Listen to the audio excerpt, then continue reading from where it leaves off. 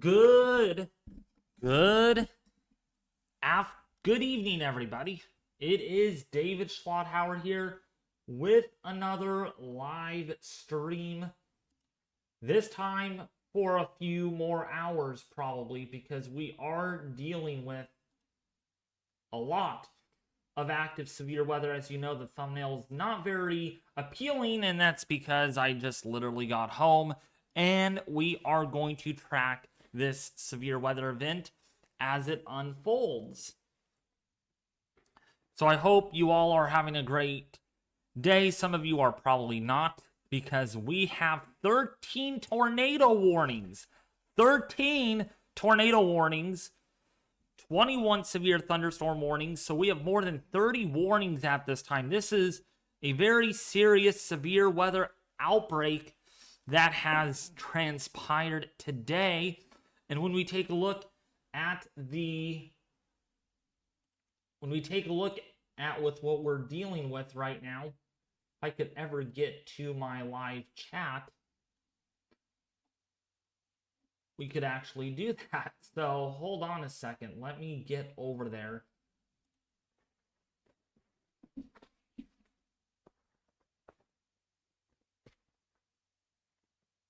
Okay, significant tornado at the moment. Significant tornado at the moment in Sulfur, someone was saying. Justin? Sulfur. Sulfur. You said Sulfur, right? Let's go over to there.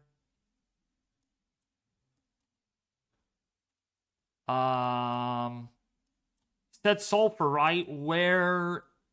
Which warning is it, Justin? If you want to join the call, if you're able to talk, that would be great.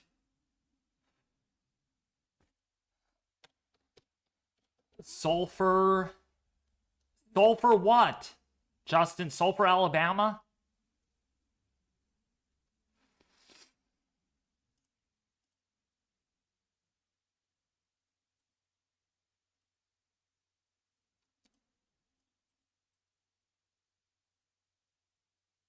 Let me actually change the title.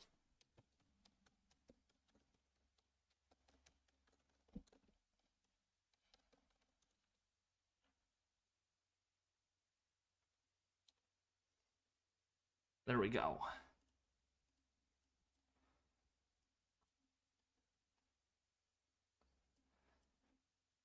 Sulfur, Oklahoma.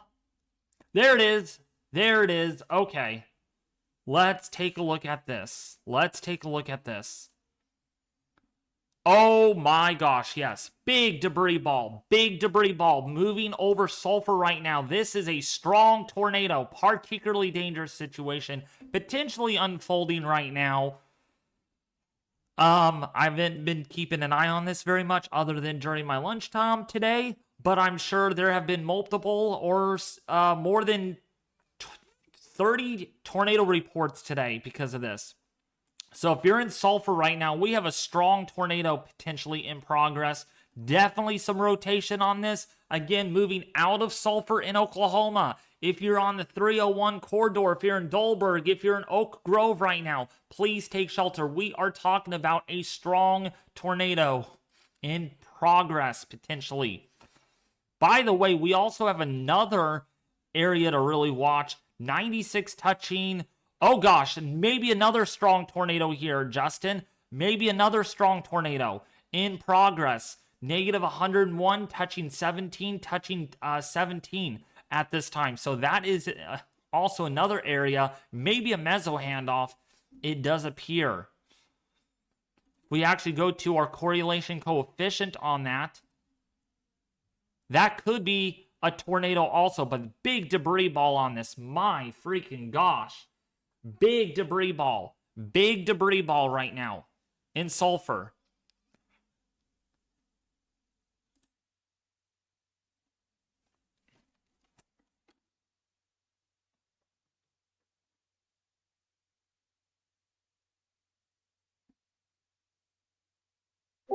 Hello. Justin, big tornado northeast of Sulfur right now. Big debris ball.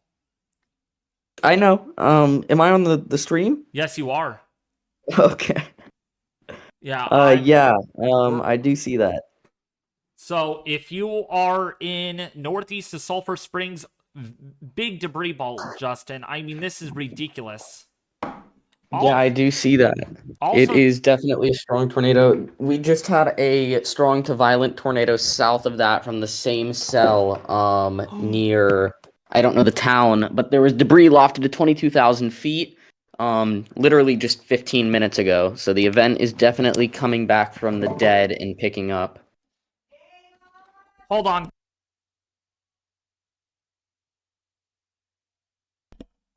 All right. I'm gonna have to eat pizza, but I'm gonna eat up here in the office because this is such a big event. Justin, if you could do some talking while I get my pizza. Actually, share your screen if you want, if you don't mind.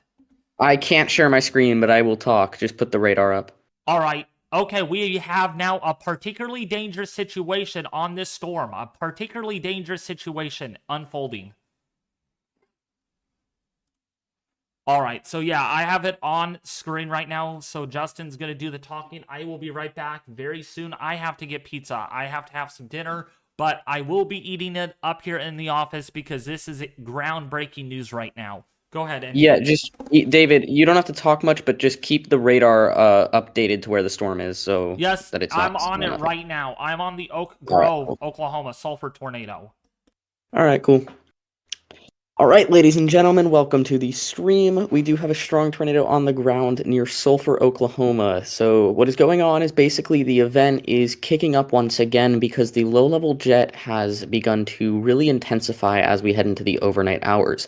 What's honestly happening here is this event kind of resembles more of a Dixie-like event, where it's not really like those discrete northeastern moving supercells, um, large hail, that kind of thing. It's mainly like a messy mode, northern moving supercells, that kind of thing. So it's a very odd type of event to see in Oklahoma. The event hasn't done much today. I can explain that more in depth later, but because we have a strong, potentially intense tornado on the ground north of Sulfur, Oklahoma, I do want to focus on that.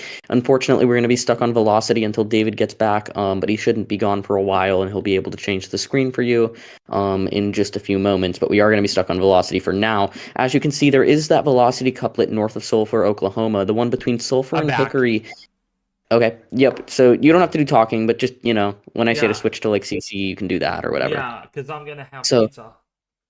yeah, so as you can see between Sulfur and Hickory, that is the couplet right there. So where you see those blues touching the reds, that is the couplet, and that is where the tornado is. This tornado is still on the ground. We have a particularly dangerous situation tornado warning because this is a strong, life-threatening tornado. This thing's going to be heading towards Roth and Fitzhugh next, Fitzhugh and Roth, Oklahoma. You need to be in your shelter right now. This is a strong, potentially intense tornado on the ground moving in that direction.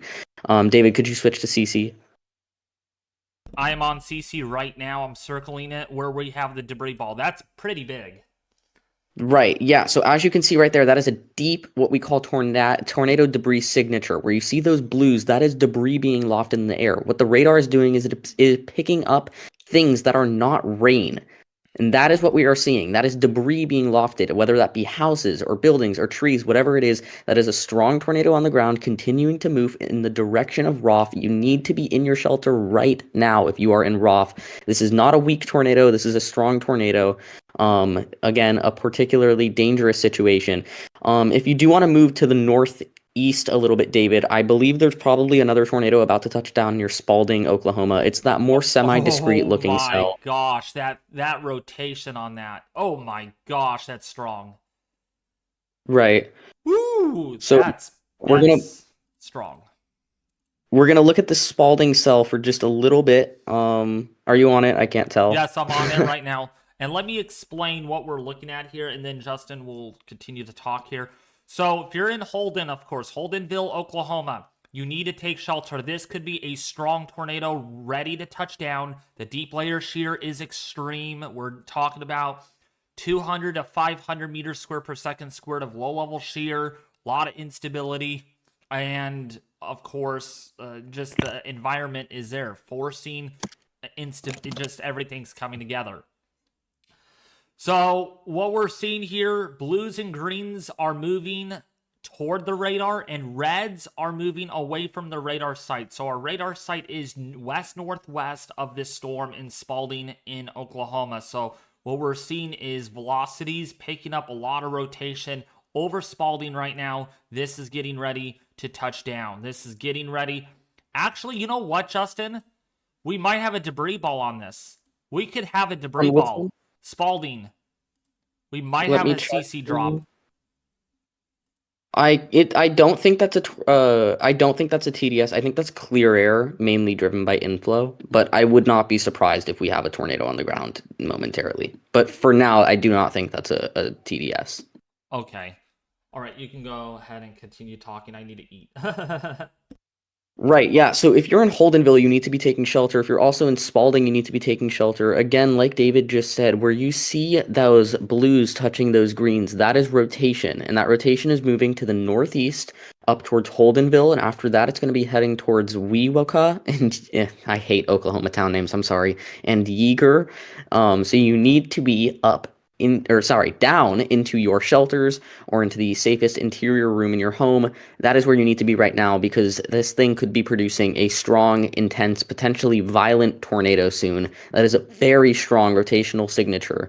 And we do see the potential for strong tornadoes, as we have just seen in Spalding. Again, we have seen only in the past 30 minutes strong, intense tornadoes. We saw debris lofted at 22,000 feet. Ladies and gentlemen, that is where planes fly. These are not weak tornadoes. These are strong to violent tornadoes. And chasers are reporting significant damage in the Sulfur area, by the way. So wow. Sulfur did definitely get hit just now. That rotation velocity, Justin, really increasing quickly on the Spalding storm. Really going up quick.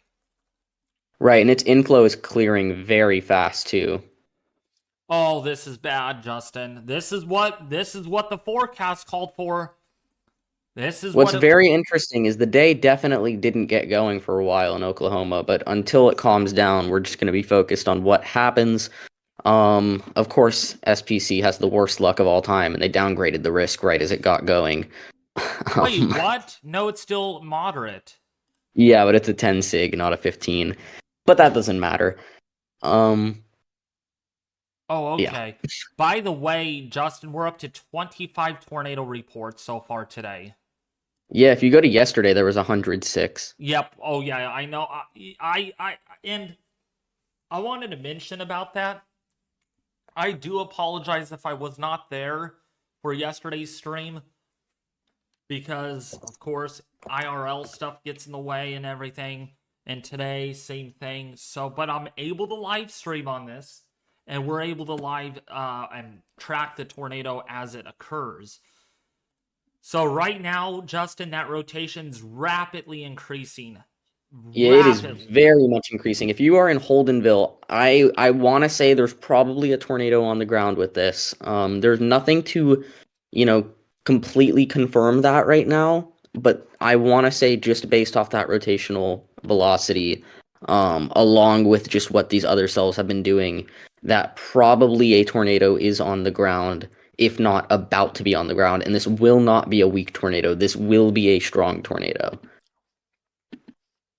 Oh yeah, based on the radar presentation, once that gets going, it's gonna get going hard. In fact, I have the next scan because my friend, I don't know why, but he gets the scans ahead of me. But the next scan is pretty intense, 86 knot VROT. So let's see here. I didn't get it yet, but I'll get it soon. Also, further down to the south near Roth from that cell. Yes. Oh yeah. Okay. Yeah. Oh my. Yeah, Justin, it's clipping. It literally is clipping. It's messing with the velocities on radar Omega. It's literally just freaking out on radar Omega. And David, if you move back down to the south for the PDS tornado warning, I think we're about to see another strong, potentially violent tornado. Very rapid increase in rotation with that cell. Ardmore, right? Yep. Or no, not Ardmore. You'll see it. Just go to velocity and look for the other couplet on the radar. You'll find it very quickly. Dolberg? Yeah, near Roth, to the west of Roth. Oh, yeah. Roth, Oklahoma. Oh, yeah. That is nasty. That is bad. Strong tornado on that one, potentially. So we might be witnessing... Oh, and it just got observed. Observed tornado, Justin. For which one? The Roth storm. That one's been observed. Oh, yeah. Never mind. Yeah. 2 minutes before that expires, but they're going to need to extend the PDS probably. So it's a particularly dangerous situation. It's a particularly dangerous... Wow, that Holdenville cell is just classic. And, you know, I said this reminds me more of a Dixie event than it does a Plains event. Very interesting. Yeah. Also, Justin, we have 66 touching 74. 66 touching 74 right now. Okay, there is now a PDS tornado warning up near the Spalding Holdenville area. So we have 2 PDS tornado warnings now currently in effect simultaneously. Okay, yeah. And let's see if we have debris on this. Oh, big debris ball, Justin. Big debris ball. Big debris ball. Indeed, yeah, this is a strong to violent tornado on the ground near Holdenville, continuing to move to the northeast. If you are in Holdenville or if you are in Yeager, you need to be taking shelter now. This is not a joke. This is not a weak tornado, and you should not be going outside because this thing will be heavily rain-wrapped. These storms have very low bases. There's a lot of moisture at the surface, so these storms are going to be rain-wrapped, and you will not be able to see the tornado as it is heading towards you. The only time you'll see it is when it is on top of you. And there is now a massive TDS on this storm. So there is a violent tornado continuing to head to the northeast near Holdenville, Oklahoma. I literally need to change my thumbnail again. I gotta change my thumbnail. I'd also like to note, down further south, though it is not as intense right now, there is a tornado warning in Abilene, Texas. In fact, actually, I take that back. There is likely a tornado on the ground further south near Abilene, Texas as well. Jeez. You can go down to that. That's a classic supercell. Yeah, hold on. I gotta change my thumbnail right now really quick. Really quickly, as you can see to the west of Holdenville, that is a tornado debris signature. The blues that you are seeing there, what is being picked up is not rain from the radar. What is being picked up is things that are not rain. That could be homes, pieces of trees. What you're seeing is debris being picked up from a strong to intense tornado that is going to be moving to the northeast towards Yeager. We're not trying to scare you, but you need to be taking shelter right now because this tornado is strong, if not intense. This is not a weak tornado. This is not a joke. This is at night. This is a very dangerous situation, and this storm is semi-discreet. This will continue for a very long time, and there's really no sign that this thing is going to be short-lived. In fact, the couplet has gotten significantly more intense in the new scan, so I would argue this tornado is likely increasing in intensity as it moves to the northeast. So if you are in Yeager, especially in areas to the west of Yeager, you need to be taking shelter right now. Justin? Mm-hmm. We have 45 touching 105 on the Holdenville storm. Yep. It is a very strong tornado currently moving to the west of Yeager and to the west of Holdenville. Down near Abilene, too, there is a tornado on the ground. You should probably head down to that real quick so we can call out some towns. Yeah, I'm headed down. Dude, how is this radar indicated? Which one? The tornado warning northwest of Roth. It's the updated one that expires in 28 minutes. It says radar indicated. Yeah, I don't think the tornado's on the ground for that one. I think it's just a really strong meso right now. Are you sure about that? Take a look at correlation coefficient. There's a oh my god. Two huge tornado debris signatures on both the Roth storm and on the Holdenville storm. These are two violent tornadoes on the ground. Two violent tornadoes. This is a very dangerous situation. I would not be surprised if we get upgrades in the tornado warning soon. Regardless of if that happens, you need to be taking shelter, especially, oh my god. Oh my god, look at both of those signatures on velocity. This is a very, very dangerous situation currently ongoing in Oklahoma. Oh Two my intense to gosh. violent tornadoes on the ground right now. Folks, if you are in Pickett, Center, Vanos, can you go zoom in a little more, David, so I can see some more towns? Yeah, let me go back to Radar Omega. So I'm on the Roth Storm right now. I'm on the Roth Storm. Oh my god, look at the TDS on the new scan for Holdenville. Oh my gosh, yeah. You know, where's Ethan at? Ethan needs to get here right now immediately. 84 knot VROT. Chasers are reporting a wedge tornado on the ground. A very strong tornado. A potentially violent tornado on the ground to the west of Holdenville, moving to the north. This is a dangerous, dangerous, dangerous situation. I can't make it clear enough. Now, the Roth warning has been upgraded to a PDS tornado warning. Okay. Let me bring up this software, because this is gonna It's also worth noting that there are more cells firing to the south of these. Again, near Ardmore, there's a very intense velocity signature, but that's pretty far south right now, and it's currently not on the ground. I also want to make it clear, we have 2 PDSs, 1 confirmed warning, and 1, 2, 3, 4, 5, 6, 7, 8, 9, 10, 11. 12 tornado warnings, Justin.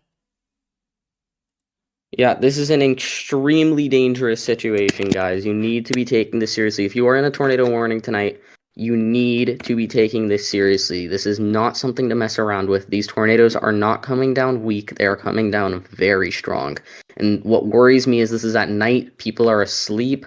So if you are in a warning, you need to be taking shelter and you need to be taking your precautions. Oh my gosh, Justin. Oh my gosh.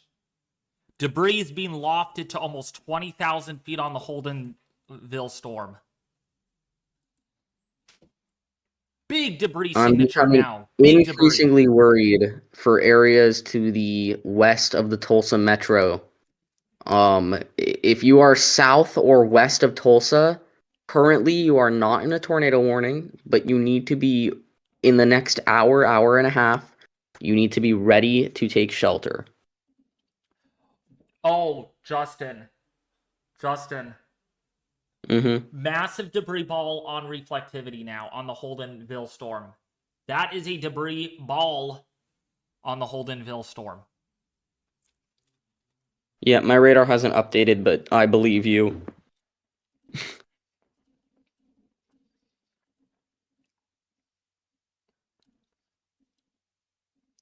Geez, we need to watch the one near Dixon, Oklahoma. That really is intensifying quickly. Look at the velocities on that. Yeah, I did point that one out just a few moments ago. Is that the one north of Ardmore? Yep. Yeah, that one is probably going to be an issue sooner than later. I'm really hoping that the line can impede these storms, but even if the line does, they are still likely going to be embedded supercells, which means they're going to be just as dangerous. And the velocity on the Holdenville storm has continued to increase now. It's going to be moving up towards the Bearden area. If you are in the city of Bearden, you need to be taking shelter right now. Run to your shelter. The storm is going to be there within minutes. It has a strong to violent tornado on the ground. This thing could be a long tracking tornado as well. There is not much to impede it at the current time. Also, Justin, velocities on that velocity check 126, touching 82 miles an hour. So the outbounds are 82, touching inbounds of 186. 126, sorry, 126. Yeah, I mean, this event went from honestly underperforming to 3 strong to violent tornadoes on the ground in a matter of moments. So This is a very dangerous situation. 3 strong, potentially intense to violent tornadoes are on the ground. Debris has been lofted once again, upwards of 25,000 feet. 25,000 feet, folks. If you fly in planes, that is where planes fly. Debris from trees, from homes, from buildings are being lofted up to the altitude where planes fly. These are not weak tornadoes, folks. Yep, I could confirm that. That's about right, Justin. 25,000 feet. That is really, really serious. Man. That is substantial. Now, to people watching, if you guys have friends up in the Ardmore area, or any area to the north of that, if you have friends in Okemah, Bearden, Cromwell, or Yeager, you need to be telling your friends to take shelter. The same thing goes with Bing and Konawa for the storm to the south, which also has an intense tornado on the ground north of Roth. And then as we move south, it continues. There's even more intense tornadoes on the ground, including potentially never mind, that thing is not down, but if you are in like the Bean, Autry area, Doherty, Mill Creek, Sulfur, Hickory, Sulfur's already been hit by one tornado, and it looks like there's another one barreling towards them. So these are strong tornadoes, basically training right now. The same way flooding happens when storms train, these are tornadoes going over the same areas because the storms are training. So areas that have already been hit are not in the all clear.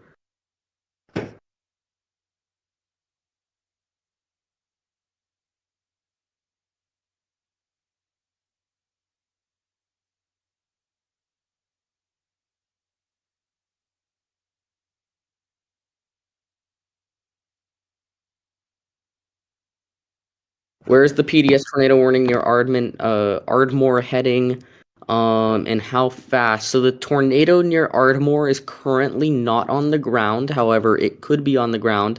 It is a PDS tornado warning, David. They have upgraded that one near Dixon and Ardmore to a PDS tornado warning. So let me see if that's radar indicated. Never mind. It's radar indicated rotation. So, folks, a strong to intense tornado could be on the ground if it is not already. That Ardmore cell, somebody asked, it is moving to the northeast towards the Sulfur, Doherty, Hickory, Roth, and Fitzhugh areas. And it is moving at 30 miles per hour. So you do have time, but you don't have a lot of time. You need to get to shelter if you are in areas north of Gene Autry and Ardmore. There is yet another tornado potentially heading towards that area. Oh my gosh, look at the velocities on Holdenville. Yep, I'm seeing that. They're off the charts right now. Yeah, David, I think we need to focus on Holdenville because the other tornadoes look to be potentially weakening. Holdenville is holding quite steady. Yeah, we have 103, Justin. We have 103 touching 60, about 60 right now. Yeah, guys, if you are in Bearden, Oklahoma, you need to be taking shelter. If you are in Okemah, Oklahoma, you need to be taking shelter. This is an intense tornado on the ground. This is at night. People are asleep. Wake your friends up. This tornado has the potential to destroy areas. This is not a weak tornado. This is a strong tornado. Give me one sec, David. Yep. So again, if you guys are, let's go back to the other radar. So if you are, yeah, there's Holdenville. So if you guys are downstream of this, please, if you're in Bearden, you need to be taking shelter. If you're in Clearview, you need to be taking shelter right now. Again, what Justin and me are tracking are 3 strong tornadoes that are in progress. Okay? Literally. Okay, this is not just the only tornado that we're tracking. Again, Bearden, Oklahoma, I-40, Oklahoma, Okemah, Oklahoma, Castle, Oklahoma. This is a PDS tornado warning. a particularly level 2 tornado warning, actually a level 3 because it goes radar indicated, tornado observed, tornado PDS. So this is a level 3 warning of a tornado product that is being issued by the National Weather Service. Once again, if you're in Bearden, I-40, okay, the I-40 in the path of this, Okemia in Oklahoma, you need to take shelter. This is a violent, actually not, I wouldn't say violent, but it is intense, an intense tornado that is on the ground right now, doing damage and doing serious damage. We also have to keep an eye on the other storms in Union Hill, Pickett. Looks like it's more disorganized than it was earlier, but still, you just saw how quick things escalated right when I got home, right, Justin? It was just it kind of waking up from the dead. And then we also have to watch a storm just to the southwest of Nebo, Drake, Crusher in Oklahoma. There is strong rotation on that one. Strong rotation, Justin. In fact, we have velocities of 100 on that storm. So we got to really watch that. Gene RT, please take shelter if you haven't already. And then, of course, if you're in Thackerville in Oklahoma, we also have another strong tornado. Boy, radar is horrible in this area. We don't have a good radar picture on that. Radar is, yeah, pretty terrible. I would like to mention, we are up to, I would say, probably a few more tornado warnings now, because there is basically a solid line of tornado warnings all the way from Holdenville south to the Texas border, because there is now a new tornado warning for the Marietta-Thackersville area on the Texas-Oklahoma border. Like I said, these cells are training, so what they basically are doing is they are building to the south over and over again with more and more discrete cells. And all of these cells have the potential to produce strong, intense, potentially even violent tornadoes as the night goes on. See if our tornado warnings came up. No, they haven't yet, but they will soon, I'm sure.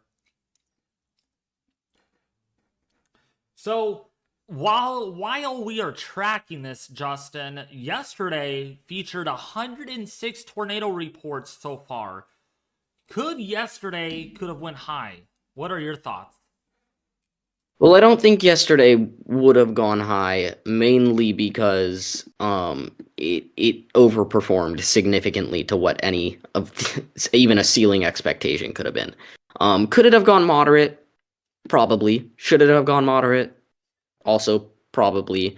But either way, it was a terrible day.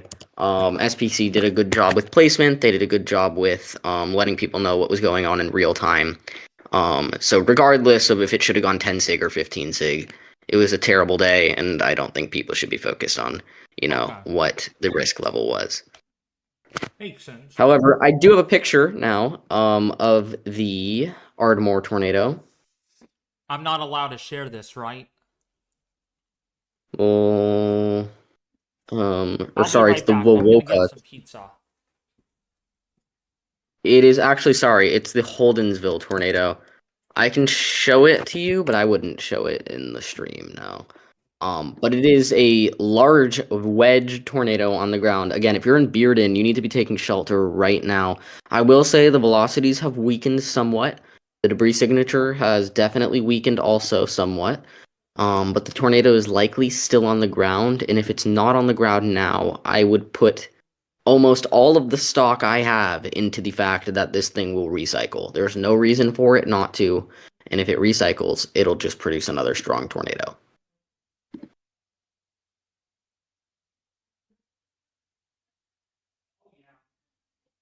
It is also worth moving north. If you're in Tulsa, you're likely going to get quite the MCS to come through in a few moments. What an MCS is just kind of a complex of storms. You're either going to get some severe wind, and even the potential for a tornado or two, though probably weaker for now. So if you are in Tulsa, you should probably be monitoring the weather for the next hour and a half, because there are some significant severe storms moving to the north towards that area. I would also like to note that SPC did just make a MCD, a mesoscale discussion, talking about what is ongoing in the areas to the east of the Oklahoma City metro. And what they did discuss is that there is potential for significant tornadoes with discrete pre-MCS updrafts. What this is basically is like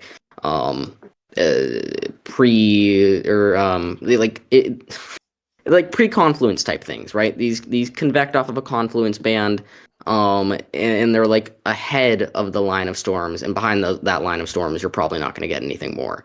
So they're I'm like blanking, but basically all you need to know is that there are discrete supercells moving to the northeast, east of the Oklahoma City metro, basically training and moving over the same areas repeatedly. So I've called out this town multiple times, but if you're in Sulfur, Oklahoma, Hickory, Oklahoma, Roth, Oklahoma, Mill Creek, Oklahoma, you need to be taking shelter. There is currently a particularly dangerous situation tornado warning, so get to the shelter. That is a large, potentially intense tornado on the ground. If you move to the north, near Bing, Oklahoma, Konawa, Oklahoma, and Francis, Oklahoma, it appears that the cell is likely re-strengthening and recycling. There is a new meso forming, and that, too, is a particularly dangerous situation tornado warning. If you move even north of that towards the Bearden area, there is still a significant, intense, potentially even violent tornado on the ground about to go into Bearden. If you're in Bearden, Oklahoma, your time is running out. You need to be underground yesterday. This thing is about to go through your town. Get underground now. If you know friends in Bearden, Oklahoma, you need to get there now. You said yesterday. I know. They needed to be underground yesterday because this thing's about to hit them. Anyway, if you're in Okemaw, Oklahoma, you also need to be taking shelter. After this thing goes through Bearden, it is also going to go through Okemaw. So get to shelter there too. Further south on the Texas-Oklahoma border, yet another supercell. This one is not a particularly dangerous situation or observed, but it is a severe thunderstorm capable of producing a strong, intense, potentially violent tornado in the upcoming minutes. This is a really dangerous situation, guys. It's also worth noting that these tornadoes are rain-wrapped. You're not going to be able to see them as they move towards you. The only time you will see them is when they are on top of you. So get underground. Don't wait till you see the tornado. You're not going to see it. The combination of night and rain-wrapping tornadoes is not a good thing for spotting them. I was almost ready to add that in. And not just that we're dealing with rain-wrapped tornadoes, folks, but it is nighttime. You all are supposed to be sleeping, but instead, you all are supposed to be taking shelter if you're in the... Sorry to interrupt you, David, but there is now a debris ball on reflectivity to the south of Bearden. There is a strong tornado still on the ground, deep debris ball. Let's see. Oh, yeah. I have 102 miles per hour on top of 53 miles per hour. So this is a really strong tornado on the ground, continuing to move north towards Bearden, Okemaw. This is a long track tornado. This thing's been on the ground for at least 20 minutes now, and it has gone all the way from Spalding to here. It has been on the ground for about 20 miles. Continuation of that debris ball now as it continues to move north. It might move just to the east, barely, of Bearden, but if you're in Bearden, do not take this lightly. Get to your shelter, because if it deviates any bit to the west, it'll be moving right through the center of town. Okemaw, I can't say the same for you. It is moving directly at you. The likelihood that this thing misses the city of Okemaw, if it continues on the ground that long, is minimal. You need to be in your shelter right now. Also, Justin, let's see. Butterdog said in the chat, posted some of the Sulfur, Oklahoma damage in the Discord if you all want to check that out in the Discord server. Actually, if you go to the welcome page, Justin, there's a link in there if you want to post that in chat so people could join and be able to see that. But they were saying that Butterdog was saying that the damage in Sulfur looks pretty bad. Yeah, I see a completely destroyed. I see a completely destroyed structure in Oklahoma, in Sulfur, Oklahoma, from that image. Golly word! Oh my gosh! So strong to violent tornado continues on the ground west of Bearden, Oklahoma, or east, sorry, of Bearden, Oklahoma. That debris ball just got much deeper debris ball. Yes, it did. So, Okama, you need to be in your shelter. This thing's continuing to move directly at you. It is not going to miss the city of Okama on its current track. You need to be in your shelter right now. This is at night. If you have friends in Okama who you might think are asleep, wake them up, get them to their shelter right now. Okay, they upgraded, or maybe that was the same warning, to a PDS in Okama. That would make sense. All right, so I want to circle with what we're looking at for those new people that are tuning in here. We have about 60 people watching. Like I said, here's Okama, Oklahoma. Here is the debris ball. Okay, this is debris. People's couches, people's pillows, TVs, chairs, roofs, trees, cars. Hate to use the word car because people could be in their car and they could be going airborne right now. But yeah, debris, not hail, being lofted to several thousand feet high, possibly 20,000 feet high with this one, as it moves generally towards the Okama, Oklahoma area. This is a very serious situation, and we saw this coming, folks. We saw this in the models. We saw this on the Storm Prediction Center, and we are seeing it in reality in real time right now. Actually, this would be a good idea, Justin, to introduce a product that no one but me has used, and you probably use this too, Justin, is the WAFS model. Does that sound familiar? It does. So let's go over to... I'm sorry, David, I have to interrupt you. The National Weather Service in Tulsa, Oklahoma just said that they used very strong wording to describe the Okama tornado. Folks, they described it as a large, violent tornado. You need to be taking shelter right now. According to the NWS Tulsa, this is a large, violent tornado on the ground. Oh my gosh. I'm gonna try to find the rotation here. Let's see. Max surface wind. No, let's take a look here. I also apologize if I'm pronouncing every town name wrong tonight. This is Oklahoma after all. And we are Californians, folks. We're not no Oklahomies over here. Oh my gosh. Okay, updraft helicity. No, I need to see rotation. Where in the heck is rotation on this? Severe.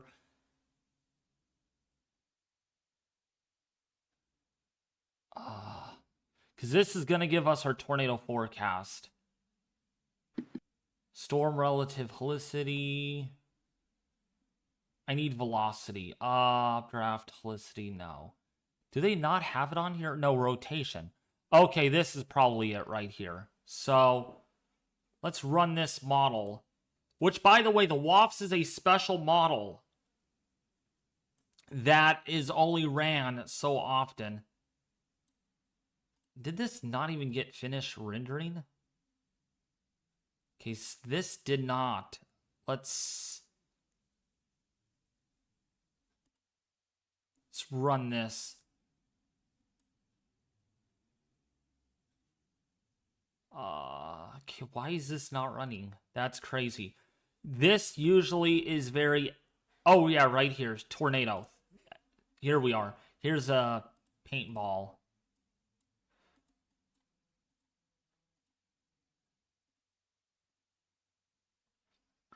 Oh, yeah, Justin. So, within the next...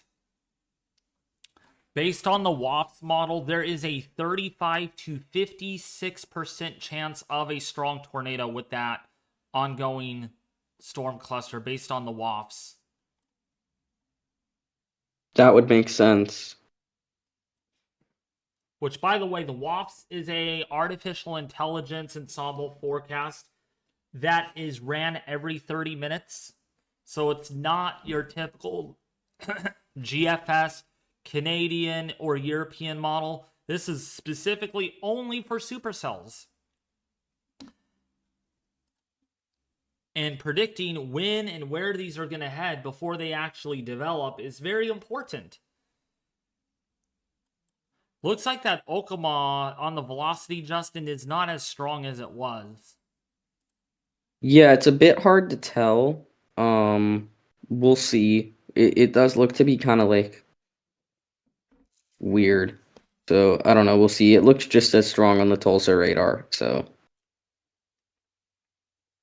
Oh, you're using the Tulsa. Okay. yeah, I'm bouncing back and forth between the two. Regardless, if you are in Okama, also now I would like to point out Castle, Oklahoma. Please be taking shelter. It is deviating a little bit to the north towards the Castle area. So if you're in Castle, you should definitely be taking shelter right now.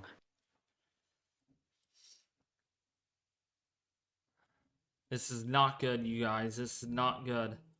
Oh, we got a new tornado warning that just got issued. So we're now up to... We have 12 tornado warnings in progress. Still 12 tornado warnings and 13 severe thunderstorm warnings. So this is really a big deal right now. We might have an embedded supercell also, Justin, near Kanawha, Oklahoma. We have many embedded supercells. No, I mean, look at the one near Kanawha, near just to the southwest of Vimosa in Oklahoma. Mm-hmm. There's also some rotation increasing with that. Yeah, I do see that. Again, if you're in Okama or Castle, you have mere minutes to be taking shelter. If that, you need to be in your shelter right now. This is a dangerous situation, and the National Weather Service in Tulsa has described this tornado as a large, violent tornado. You need to be taking shelter right now. You don't have time to be getting there. You need to be there. Man, this debris ball is huge. Not as deep, but it's also 2 miles in diameter. It's also far from the radar, so it is difficult to tell, but it looks just as compact on the Norman radar as it recently did, which means I would argue it is most likely still on the ground, and it is moving directly towards Okama. New tornado warning. It is a PDS downstream of the current warning right now. So now this is including for areas even further downstream near Baggs, Slick, Oklahoma. Baggs and Slick, Oklahoma. Now a PDS, particularly dangerous situation, ongoing. Okay. Oh yeah, look at their wording too. At the very bottom of the warning, they said to repeat, a large, extremely dangerous, and potentially, Justin, deadly tornado is on the ground. Deadly. Yeah, this is a dangerous situation, folks. You need to be on the ground. And I want to go down south just very briefly. It looks like we have another strong to violent tornado that is on the ground now. Very deep TDS right near the Sulfur areas. The Sulfur areas, another tornado on the ground. Oh, yep. I see it. Oh, yeah. Another strong tornado on the ground. Sulfur is on the ground. And then if you go even further south of Dickinson, north of Marietta, another deep debris ball is on there's a tornado on the ground there. Very deep TDS. We now have 3 strong to violent tornadoes that are currently on the ground simultaneously once again. Okay, again, if you didn't hear that from Justin, north of Marietta, on the border of Texas and Oklahoma, very deep TDS, moving over Greenville. This is far from the radar, so we cannot give a good picture of exactly how strong this actually is. But it is a deep TDS. And actually, you know what? This is a strong to violent tornado because, an intense to violent, because we have our debris signature, lofting debris far from where this central portion of the radar is. So this is hitting the edge of the radar beam, and we're seeing debris. So this could be a intense to violent tornado approaching towards Greenville in Oklahoma. And then let's go further northeast in Drake. Oklahoma, Mill Creek, Oklahoma, Sulfur, know your bearings, Hickory, Oklahoma. We also have another intense tornado that is also on the ground. Deep debris signature, yet again, 3 debris signatures that are in progress. So if you are in the path of these tornado warnings, you need to take shelter immediately. Do not wait to hear this coming. Rain will hide these tornadoes, and it's dark to make matters worse where you won't be able to see this. Okay? Please take shelter now. Do not wait. If you wait, I don't know what has happened. Okay? Also, the Okama, that tornado is very intense still. This is approaching Okama about or is already crossing over I-40. I-40 in Okama, Oklahoma. And if we go to our res velocity, actually, you know what? Justin, this made a left turn. This is actually moving over Okama right now. Yeah, I agree with that analysis. It is moving directly into Okama. If you're in Okama, this tornado, I think Justin, you've run out of time. Sorry to interrupt. We have now a PDS in Marietta. It is a strong to violent tornado on the ground, north of, right over Marietta. Yeah, we're not keeping track of this, but I would say that's probably at least the 10th PDS tonight. Oh my gosh. Oh my gosh. So again, Marietta, I need to read this, okay? Northeastern Love County in southern Oklahoma. Southeastern Carter County in southern Oklahoma. Northwestern Marshall County in southeastern Oklahoma. Until midnight tonight, okay? At 11:18 p.m. Central Daylight Time, a confirmed large and extremely dangerous tornado was located near Overbrook, moving north at 35 miles an hour. To repeat, folks, this is a particularly dangerous situation.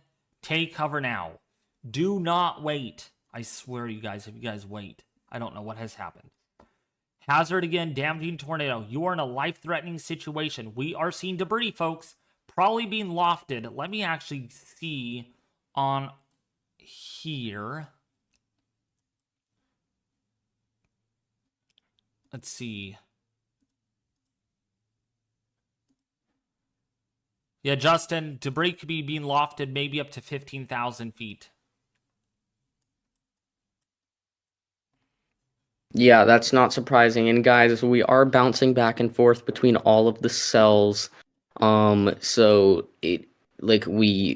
I know it looks like we're, bouncing back and forth and not organized here, but that's intentional, right? There's 3 intense to violent tornadoes on the ground, and we need to be keeping track of all 3 of them, because if we focus on one too much, then we are leaving the other 2 out. So we're going to be bouncing back and forth between the Okama area, which there is still a TDS, the Marietta area rather, and the Sulfur area, as there are 3 PDS tornado warnings and 3 intense tornadoes on the ground.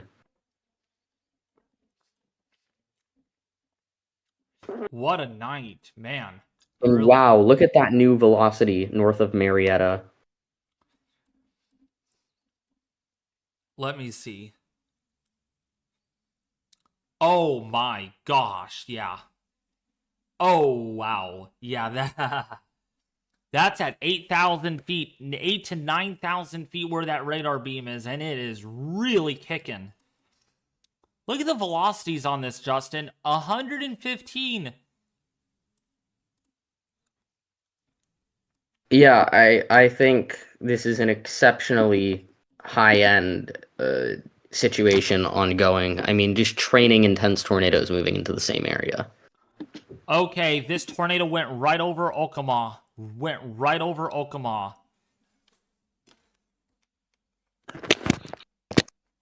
So pay attention to on Twitter, Justin and Butterdog or John, if any damage comes out onto Twitter of that.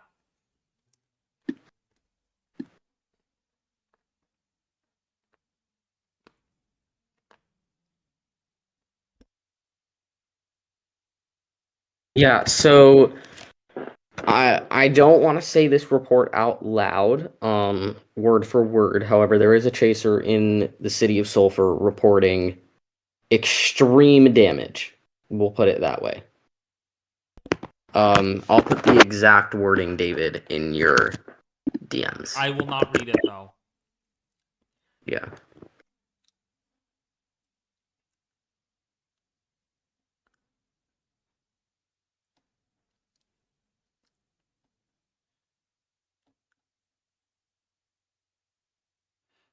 Oh, holy freaking cow.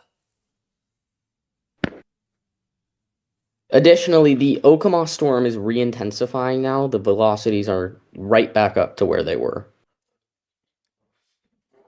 Let me kind of summarize this briefly.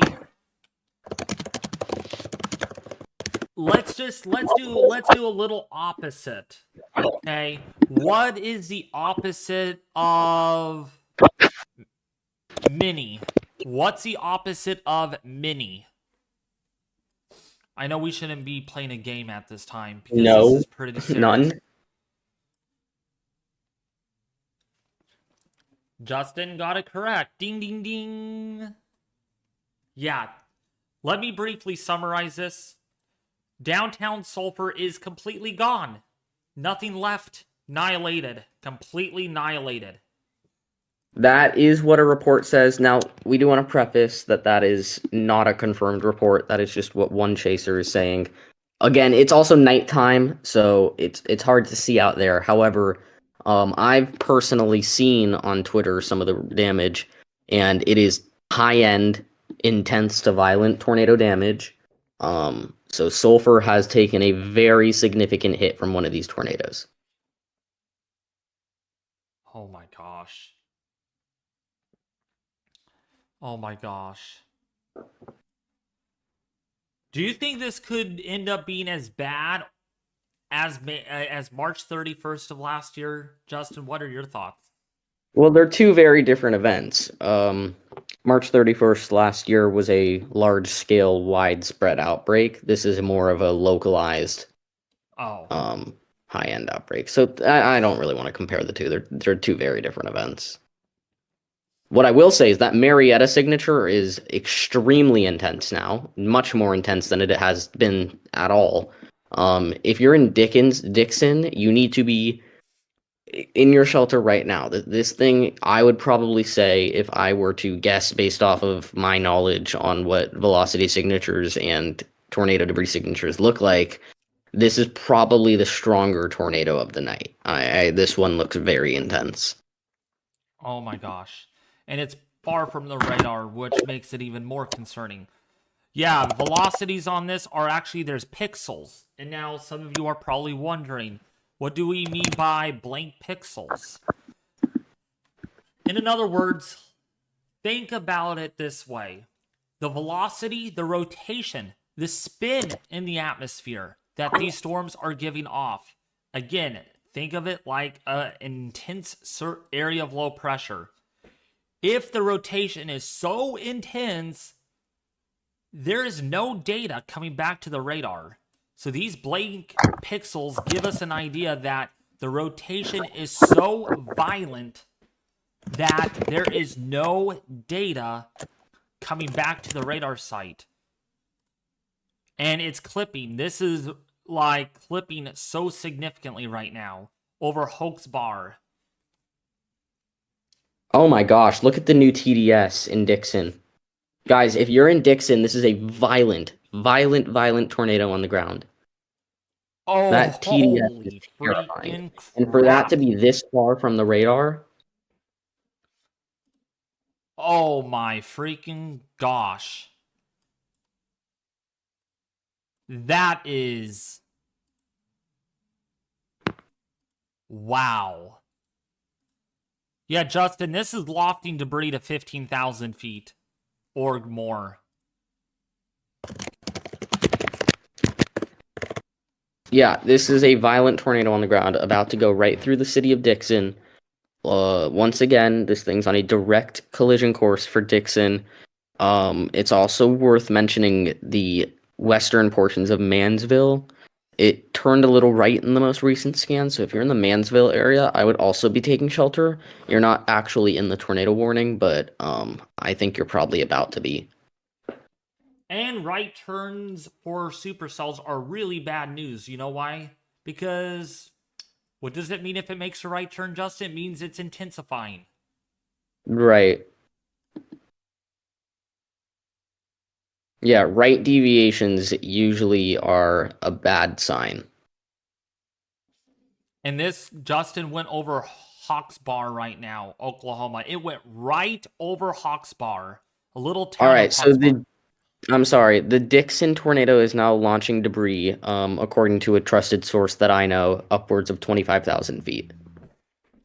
I would say You're kidding me. I would say it's the most impressive signature we've seen tonight. If you're in the area of Dixon, you need to be in shelter now. This is a violent tornado. This thing is producing violent damage. You're kidding me, Justin, when you said 25,000 feet. I am not. That's not, again, that's not confirmed, but it is a trusted source, I know.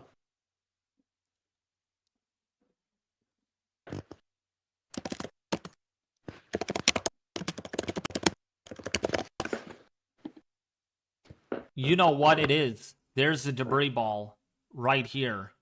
There's the debris ball. That's about Gosh, 20, if you are 30. in Dixon, you need to be in shelter.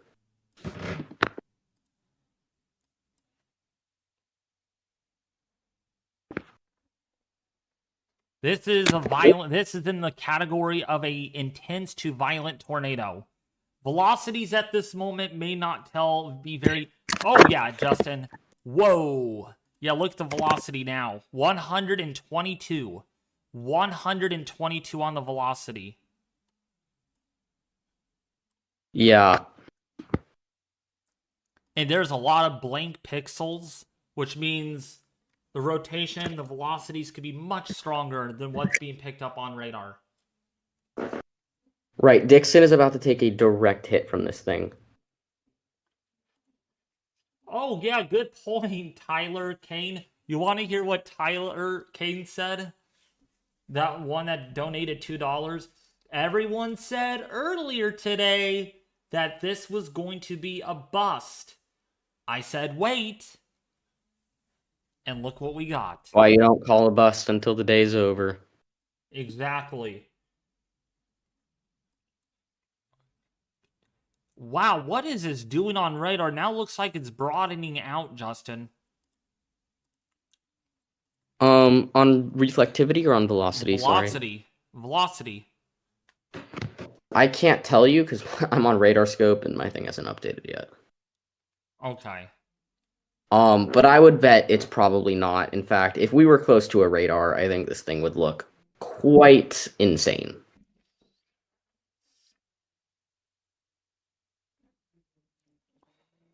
I just hope and pray that people are safe, man.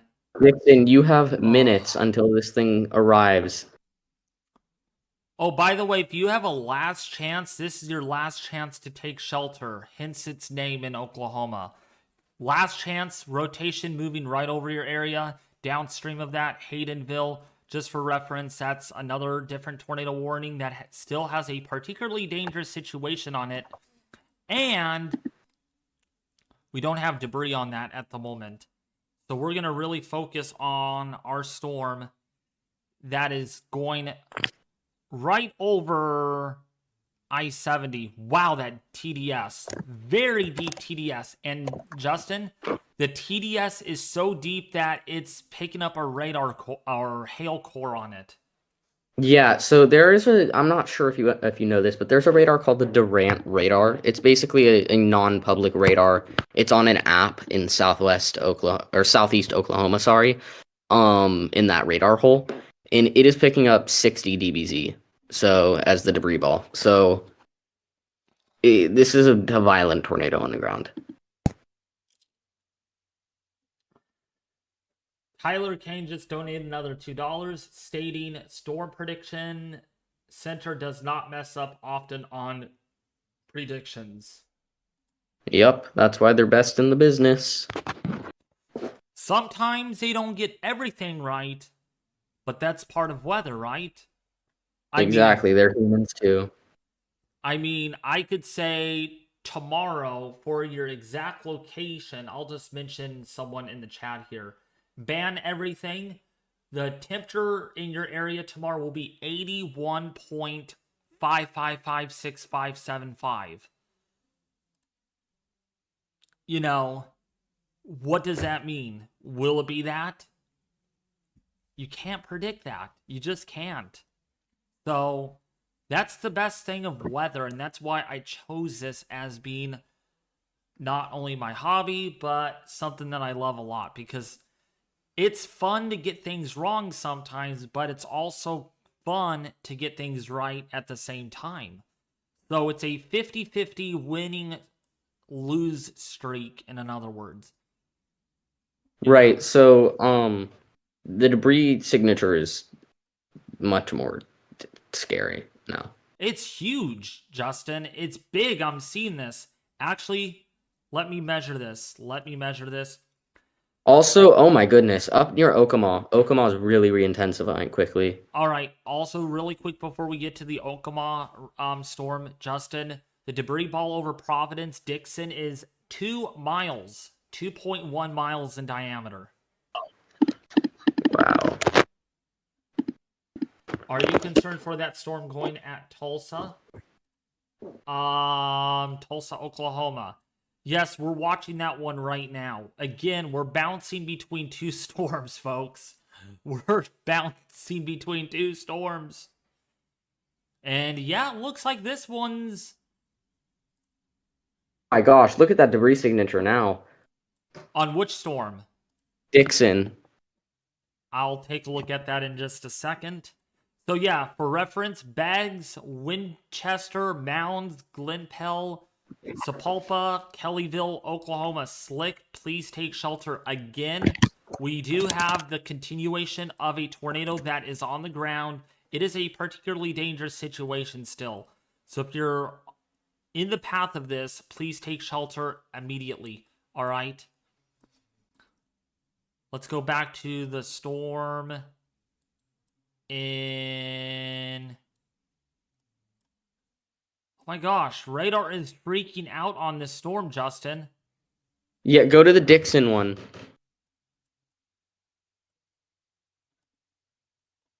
The Dixon one has a giant TDS now. Oh. Yeah, it hasn't updated on my end yet. I'll have to wait.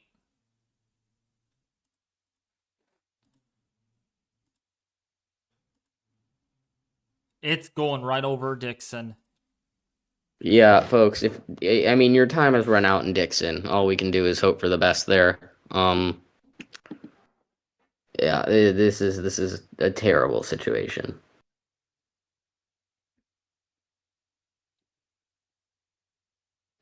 Oh, yeah. Speed Japantor 30, something like that. Never seen 6 large tornadoes like this in Oklahoma. What is your response on that, Justin? I mean, I think it's exceptional, to say the least. This is crazy that it's a training line of intense to violent tornadoes. So, yeah, I don't disagree.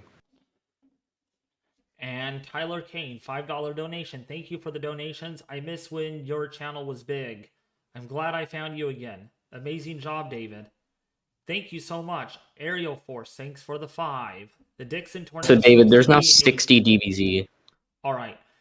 The Dixon tornado seems to be a large, violent stovepipe from Aerial Force right now, Justin. The Dixon tornado, it seems to be a large, violent stovepipe tornado right now. Yeah, that makes sense. Okay, so let's... So what were you saying earlier? Because I was finishing reading his... Yeah, there's 60 DBZ now on the Dixon storm for the debris ball. Oh, One pixel of it, let me see. Let me which see. is just insane given how far it is from the radar. Yes, there is. There is Oh 60 wow, look decibels. at the new velocities on Dixon. Oh goodness. It's gone right through town. Oh no. Let me. Why is it? I don't know. I hope it's updating on my end here. Oh my. Yeah. Oh yeah. That is violent territory right there. That debris ball is almost 2 miles in diameter. 2 miles in diameter. That's really big. That's a Yeah, really I think your big. velocity's a couple frames behind mine. Oh no, your radar scope isn't, but it looks like your other radar is. Okay, let me go to then. Let's look at velocity. What is wrong with my velocity? Velocity is terrible on this. Yeah, it's weird. Radar scope's working. Yeah, this is a violent tornado that just went through Dixon, to say the least.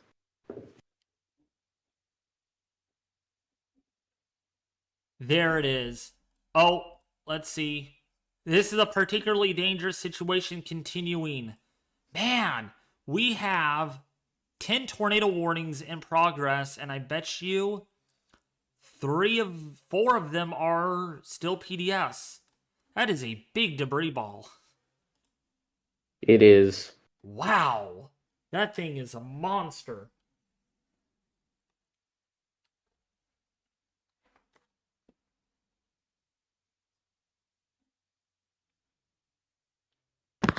Golden Power said, are we in EF5 territory? We're not going to know until the post-rating analysis.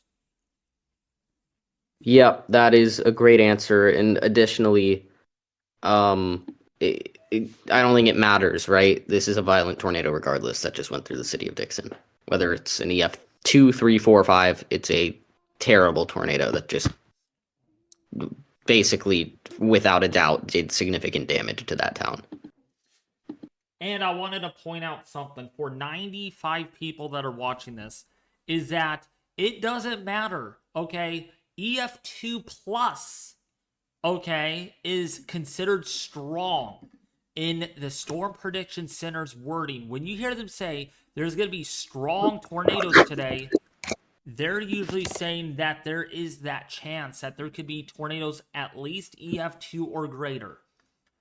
When you hear them say intense tornadoes, okay?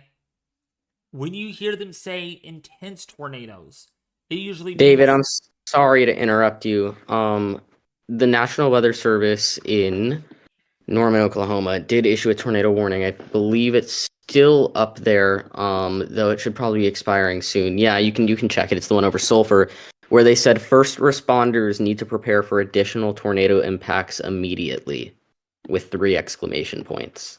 Oh, That my... has to be one of the most ominous, terrifying things I've seen from a National Weather Service.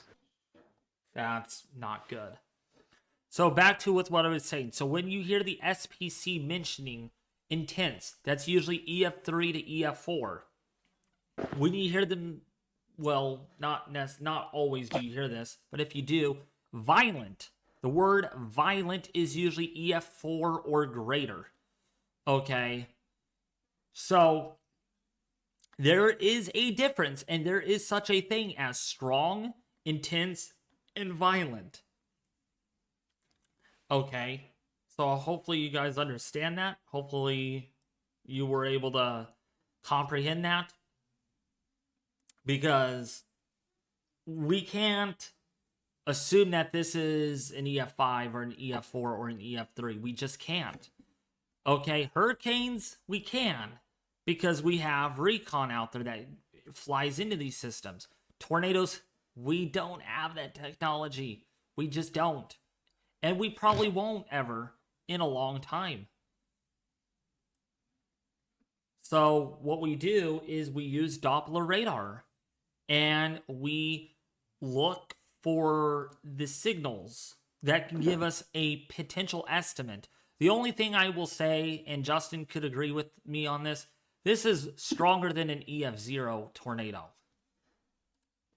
Yeah, this is a significant tornado. Also, I would like to mention the areas that were just hit by the Gene Autry tornado are about to be hit by the Dixon tornado. So take shelter, like now, even if you are in the areas that were just hit. Like, there's another tornado coming for the same areas. Oh, Jonathan Miller, Justin said, this is from Jonathan Miller. Says, new tornado watch for parts of Kansas and Missouri. So we have now an additional tornado watch. Justin, I don't know if you could take a look at that one, if it's a PDS or not. Probably not. It's not. It's pretty far north. Okay. Actually, no, it's not that far north. It's north of these cells, though. They did say a couple strong tornadoes possible. Okay. So it's up there. So once again, if you guys are in Dixon, Oklahoma, Mansville, Oklahoma, Gene Archie, Mill Creek, please take shelter. Again, we are dealing with a intense tornado outbreak in progress. Yet in Oklahoma. another tornado warning now for Marietta heading north towards Dixon. Sorry to interrupt you, David, but there is a new discrete supercell that has just fired and is intensifying to the north of Marietta, heading towards the same areas. Oh my gosh. Another one, Justin, are you kidding me? I'm not. No. Wow, dude. The same freaking areas that are getting hit over and over and over again. I really wish we had better radar coverage in that area, because, God, it's just so hard to do this without radar. Oh, I know. Oh, also, I wanted to point out something, Justin.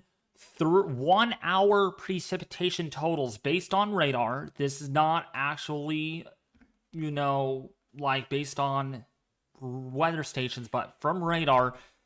3 to 4 inches of rain have fallen in Hart and Vanoss, Gear Corner in Oklahoma, Sulfur, Oklahoma, within the last 1 hour. Within the last hour, 3 to 4 inches of rain have already fallen. Wow. So yeah, a flood threat as well will exist with this. Indeed, there is a high risk of flooding today. Oh, really? No. There is. What? Yep. Oh my gosh. Let me actually take a look at this. Sorry. I need to absolutely look at this. This is from WPC. Yes, there is, Justin. A moderate... Right over this area, too. Oh. Jeez, dude. And storm total precipitation, over 5 inches over Sulfur right now. Over 5 inches of rain have fallen. And it's still going to be raining for a while. Indeed. So to summarize all of this, we're not just talking about strong to violent tornadoes, but we're also talking about life-threatening to potentially catastrophic flooding, especially in that high risk. So it is just a I don't know how to word this. It's like a 1-2 punch, tornadoes versus life-threatening flooding, which, by the way, imagining if you're getting flooding right now and your storm shelter is flooded, because water's pouring into your storm shelter. I would freak out. I would literally freak out, and I would panic. I would scream until my voice box got ripped out of my neck, because I would be panicking in serious sense, and I would probably be crying to all my viewers, help me. So, yeah. I really hope that Corruption on YouTube, that's his name, by the way, is going to join my stream, because he is right in the path, or pretty close of getting impacted by this. And so this is the day 1, and this is where that high risk is issued. So there's a moderate risk for heavy rain and flooding over where corruption lives.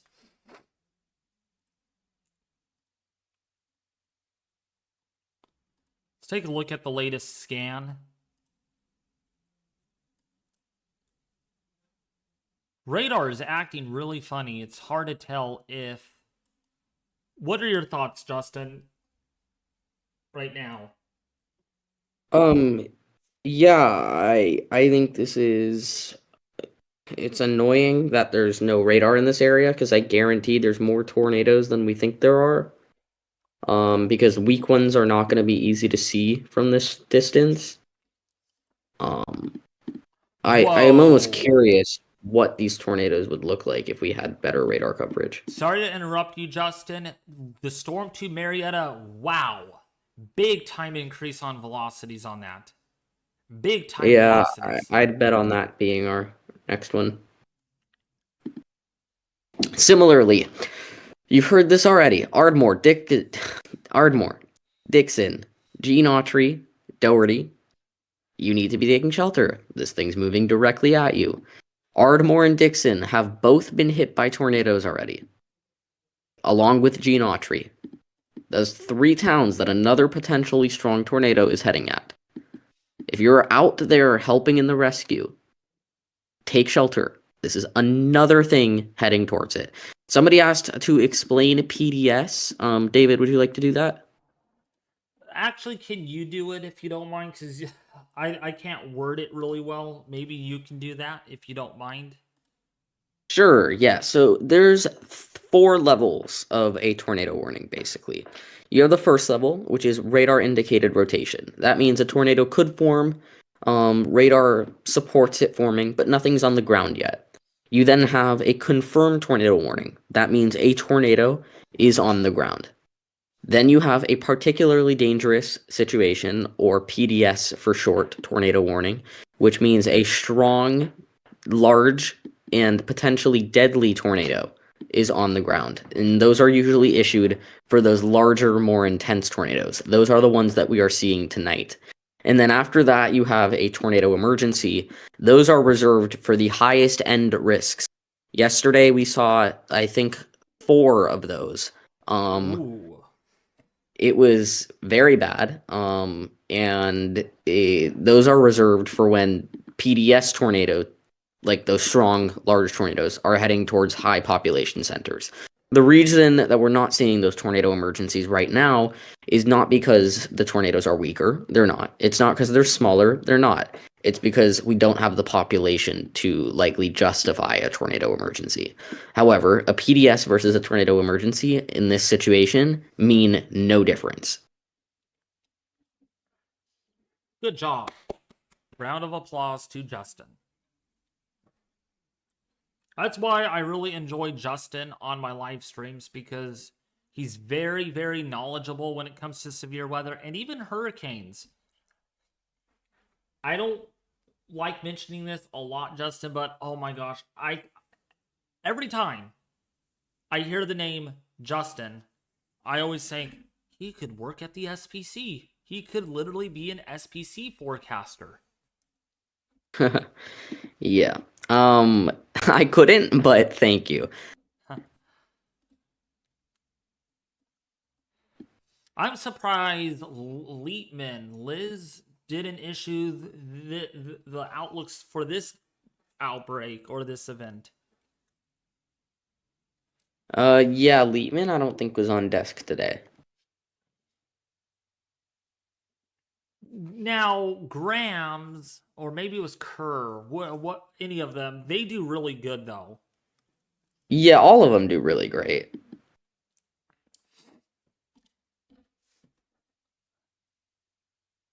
I'm really hoping this doesn't drop a tornado. You have no idea how much I'm hoping it doesn't.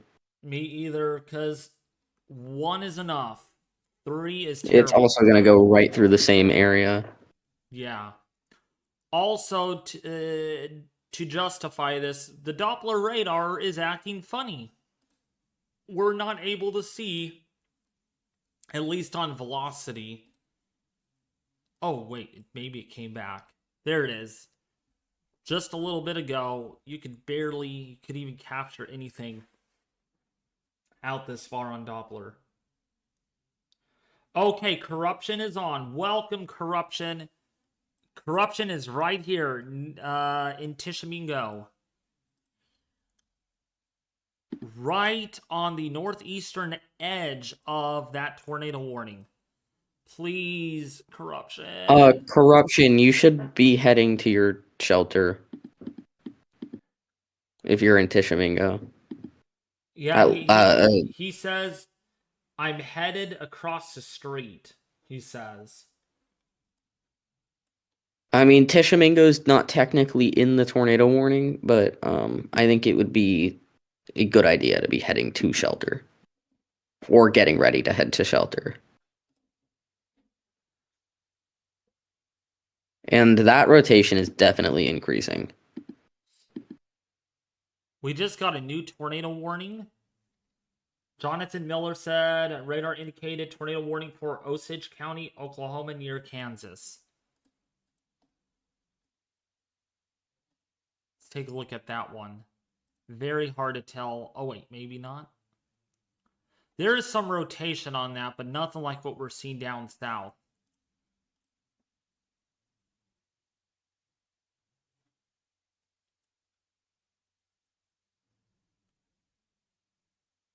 Yeah, that rotation is definitely increasing.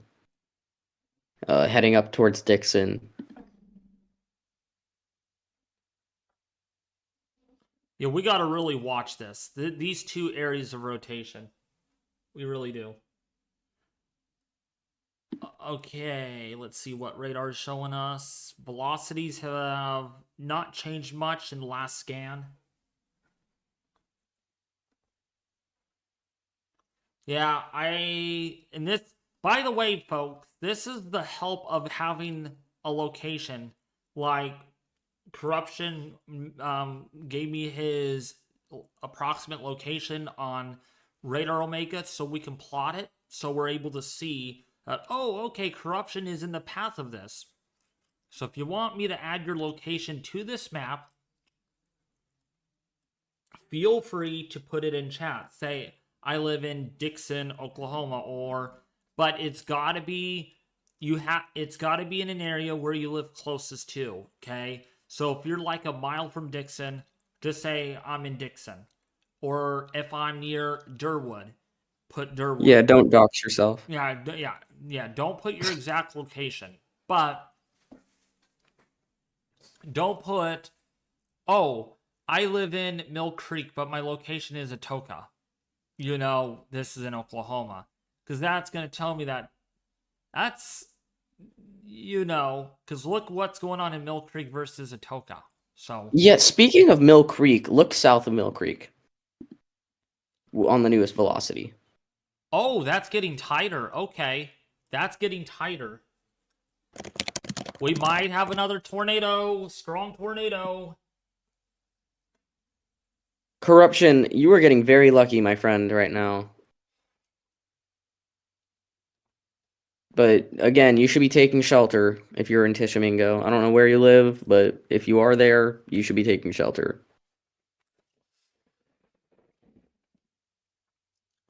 I have some friends with a storm shelter. Okay. Be ready to go to it. Please, please. So, velocity. So, what you're looking at, if, again, the new people that are here, okay, that are wondering, what is David looking at? What's this product? I don't even understand all of this. Well, you'll understand after I explain, right?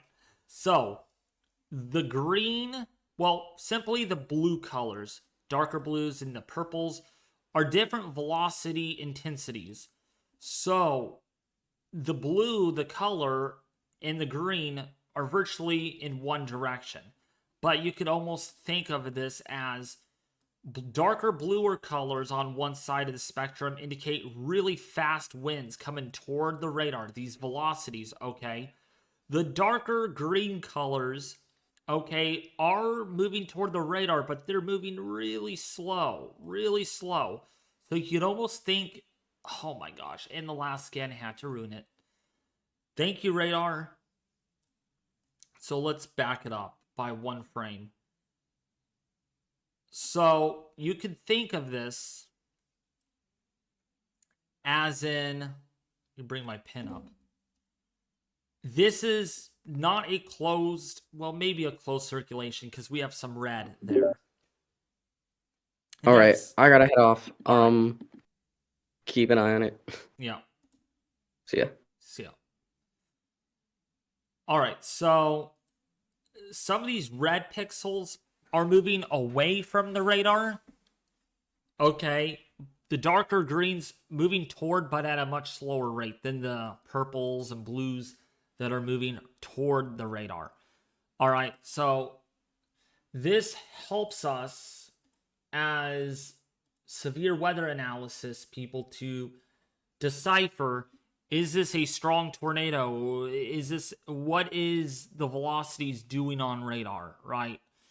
As of course, radars are smarter than ever now with better technology, so we could actually see what parts of the storm are rotating and what parts of the storm are not rotating.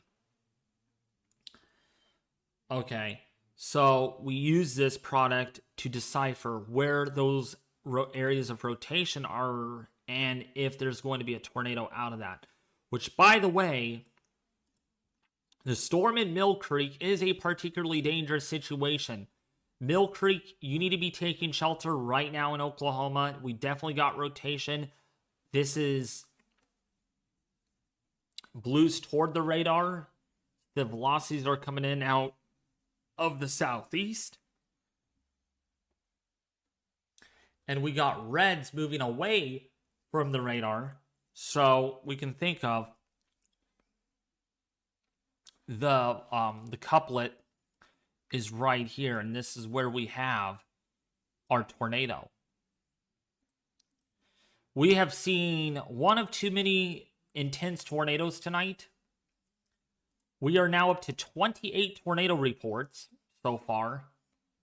So definitely a big tornado day, by all means.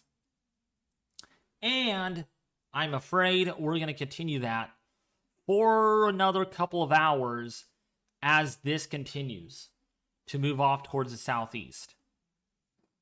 Oh, we got a new tornado warning up here. Let's see what this one is all about. This is just more than likely some straight line wind damage, potentially very significant wind damage.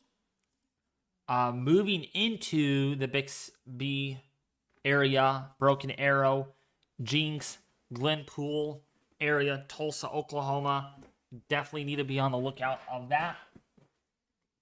And then, of course, on the northern flank of that line, that's where we have another tornado warning. But it's really, really, I emphasize, the southern flank of this is where we are seeing the strongest potential of tornadoes.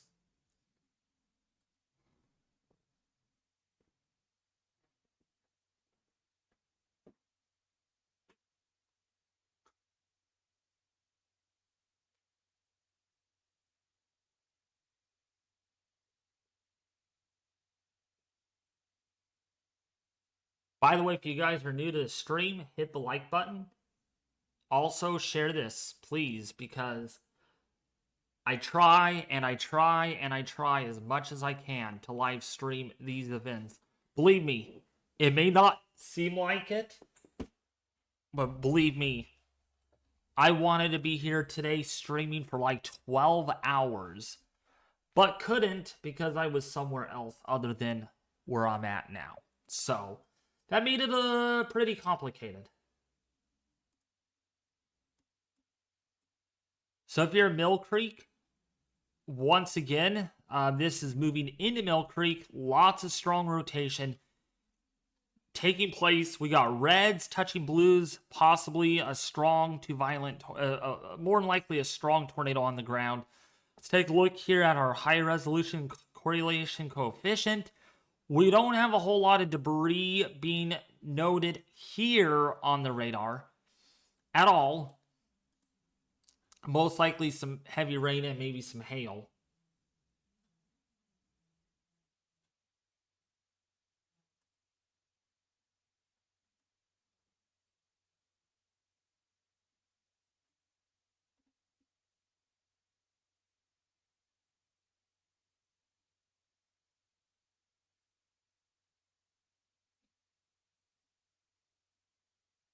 What's up, DTX Aviation? Welcome, welcome to the stream.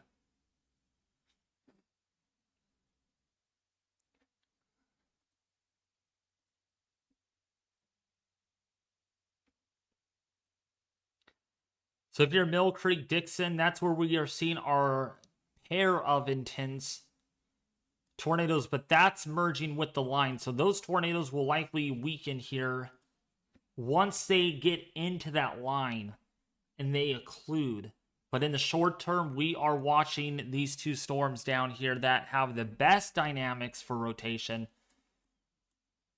We also have another tornado warning in Henrietta. We could see a couple of spin-ups, which we have a little bit of an area of rotation near Sulfur, getting into Morris. And that expires in 41 minutes. Boynton, Consul Hill, please take shelter. That has rotation. Lots of it.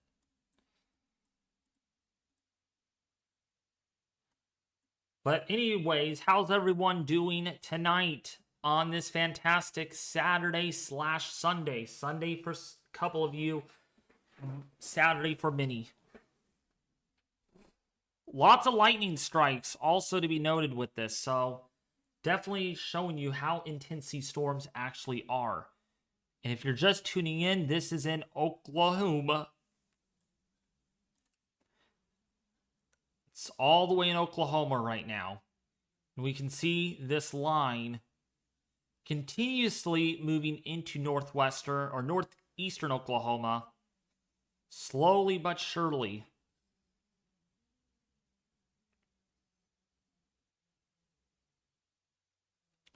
And definitely some heavy rain out of this.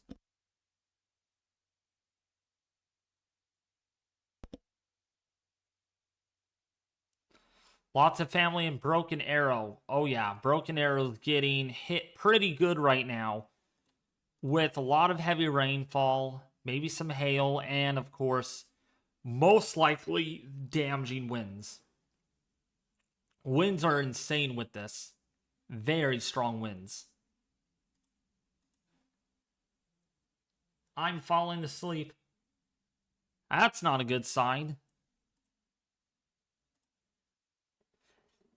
That means I am not very entertaining or I sound boring. Hopefully I don't sound boring, because if I do, just let me know. What's up, me? How are you doing? It's been a while since I saw you here. What's up, Michael Guerrero? David, the GFS has been pretty consistent on California. Starting around May 5th, could deal with late season storm. Possibly significant. Okay. The last time I saw the GFS, it was a death ridge over the west. That was like 2 days ago. So maybe 2 days later it's changed.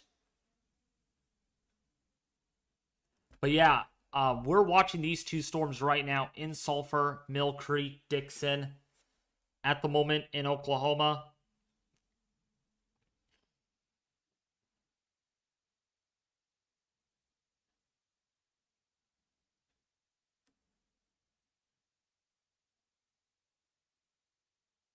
Must have worked hard, huh? Yikes. Yeah, Michael Guerrero? You're not wrong about that. Wow, another strong storm hitting California. What is up with this? This does not make sense at all with intense storms hitting California. I mean, come on. It's May. It's not no freaking January anymore. And yet we're getting big storms. Hey, we can take anything. Yes, Ethan B is here to save the day. Ethan, Ethan, Ethan. Ethan, Ethan, Ethan, get your butt in the call now. Ethan.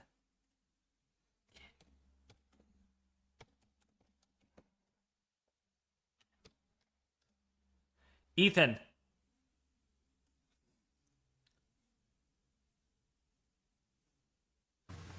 Can you hear me? I could hear you.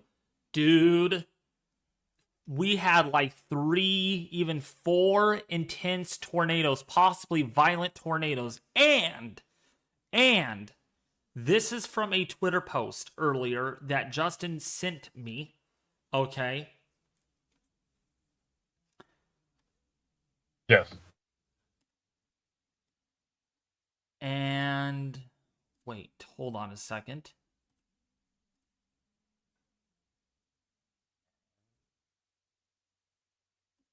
This post was apparently deleted, but if my memory serves correctly, Sulfur was completely annihilated. Nothing left at all with Sulfur. Now it's hard to say again, Justin did state that, but it is unmanageable. I cannot even believe how it's bad. It is freaking bad. Yeah, it seems like it. And I've been kind of out of the situation because I've been busy for the last few hours, so I haven't really been in touch with how things have been evolving. But it seems like recently things have really, unfortunately, picked up significantly, especially in southern Oklahoma. Yeah, dude, this is pretty bad. This is really bad.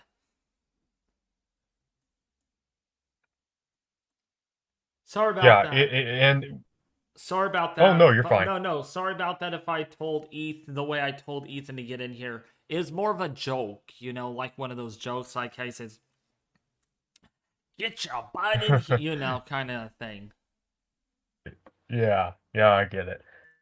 Um, yeah, there was a lot of speculation today that this event, quote unquote, busted from a lot of people's perspective, but we always say, don't say it's over until it's over, and it was not. That level jet kicked up and unfortunately really added in a lot of wind shear in an environment that was largely unaffected by earlier stuff. We had, a lot of stuff going on in Kansas, northern Oklahoma, portions of Texas, but then we got into southern Oklahoma here, and this environment seems to have been largely untouched from what had happened earlier. So we didn't really have that contamination from earlier storms. The wind shear kicked in, and unfortunately, it seems to have gone uh, pretty insane with significant impacts tonight. And we still have particularly dangerous, intense tornadoes ongoing right now. And oh my gosh, Ethan, take a look at the storm in Dixon. Okay, and my radar just kind of acted funny, but big time rotation on that storm in Dixon. It is, unfortunately, going right through the, especially northern parts of Dixon, it looks like, and that's headed up toward Mill Creek pretty soon. This is a particularly dangerous situation. Tornado warning. Located near Mill Creek, northeast at 35 miles per hour. Take cover. Northwestern Johnston, east central Carter, south central Pontotoc, northwestern Marshall, and southeastern Murray counties in Oklahoma. Again, a particularly dangerous situation, tornado warning. And there's actually 2 circulations in that. One of them is over Mill Creek, and the other is by Dixon. So we could have 2 significant tornadoes going on right there in the same warning box. Dude, that's crazy. Which, by the way, the storm earlier, again, based on radar data, this cannot be official yet. Debris from the Marietta storm earlier, and possibly even from the Sulfur storm in Oklahoma, debris was lofted to almost 25,000 feet. Right. I just got a message of that, and that is really concerning because when we're talking about debris lofted that high, or even seeing a debris ball from a radar that's that far away, that's a pretty good indicator that we're looking at an intense tornado. That's EF3+, and that is really concerning, especially for the people who are in the path of this at night with multiple tornadoes. And I'm not sure if you got this warning that they had issued earlier, but there are so many tornado warnings crossing over the same area that they issued a PDS tornado warning earlier saying that first responders need to be prepared for immediate additional tornado impacts. I've never seen that before. Yeah, Justin alluded it. Justin actually talked about that. That is really... I've never heard that before. I've never heard that before. And we just got another tornado warning, Ethan. They just keep on coming out. We're up to 6 tornado warnings right now. Yeah, that new one looks to be northwestern Johnston and southeastern Pontotoc counties. That is the Mill Creek area rotation. It's not listed as being on the ground at this point, but treat it as though it is on the ground because... Ethan, I'm sorry to interrupt. You need to go to the Tulsa, Oklahoma radar right now. Morris, very strong tornado possibly on the ground. Okay, let me get up there. Possibly a strong to intense tornado on the ground. Oh my gosh, that rotation. And it's a PDS. It's a particularly dangerous situation. Wow. Yeah, I've got 7 tornado warnings now. Jeez, another one? Wow. Yep, there's another one. And another PDS. So we have like 3 or 4 PDS tornado warnings. But do you see that storm in Morris? Jeez, that rotation. That couplet. I do see that, and that is really an unfortunate situation. It is directly over Morris, Oklahoma right now, moving northeast, and that is a tight little hook echo there with a strong velocity signature. Classic indicator that we're seeing a tornado, and a tornado that you won't be able to see very well at all until it's, right up on you. So do not wait to see or hear the tornado, obviously, especially at night. You need to be taking shelter as soon as this warning goes out. Yeah. So, yeah, tight couplet on that. Okay, we lost the other tornado warning near Winchester, so that's good. So one less thing to worry about. But wow, that rotation. Right along that line, Ethan. Along that squall line. That QLCS. Yeah. From what I understand, the low-level wind shear is absolutely insane in Oklahoma right now. What's the wind shear? Like, can you explain, like, how strong is it? I'm sure it's extreme at some level. Yeah, I'm trying to pull it up here. I'm still getting all my tabs organized. Unfortunately, I was tracking this, off and on through the evening, and then I got off to do some things. And then I get back on and find out that the main part of the outbreak has happened. So I am still trying to get things organized. Whoa, yeah.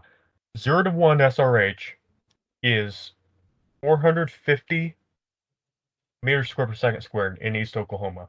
Oh my gosh. That is extreme.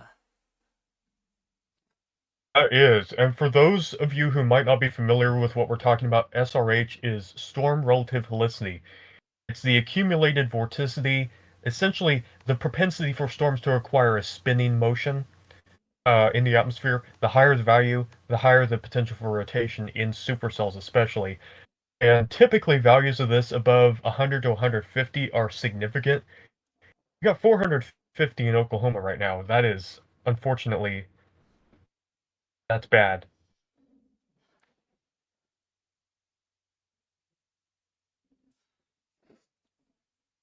Yeah, so if you're in Morris right now, that storm looks like it might be trying to recycle. By the way, Ethan, what is that storm trying to do in Morris? Because it's along that line, and like, Yeah, it's developed a circulation along the leading edge of the line. It looks like, let me play my radar back a little bit. Uh, this has progressed as kind of a linear storm, but with some embedded circulations, especially on the leading edge, taking advantage of the wind shear that's present and allowing these tornadoes to develop even along the leading edge of the line. So, areas that are in a severe thunderstorm warning, primarily damaging wind threat, but we can't rule out a tornado developing pretty quickly based on what have seen. And that's what we're seeing right now. All right, Ethan, I wanted to bring this to your attention. Dondo Disc Golf says there is 28,603 confirmed power outages at this time in Oklahoma, I believe. Yeah, I would not be surprised, unfortunately, because we've seen several communities impacted here in the last few hours, it seems. Last hour Actually, or so. to make this worse, there is 38,000 people without power in Oklahoma.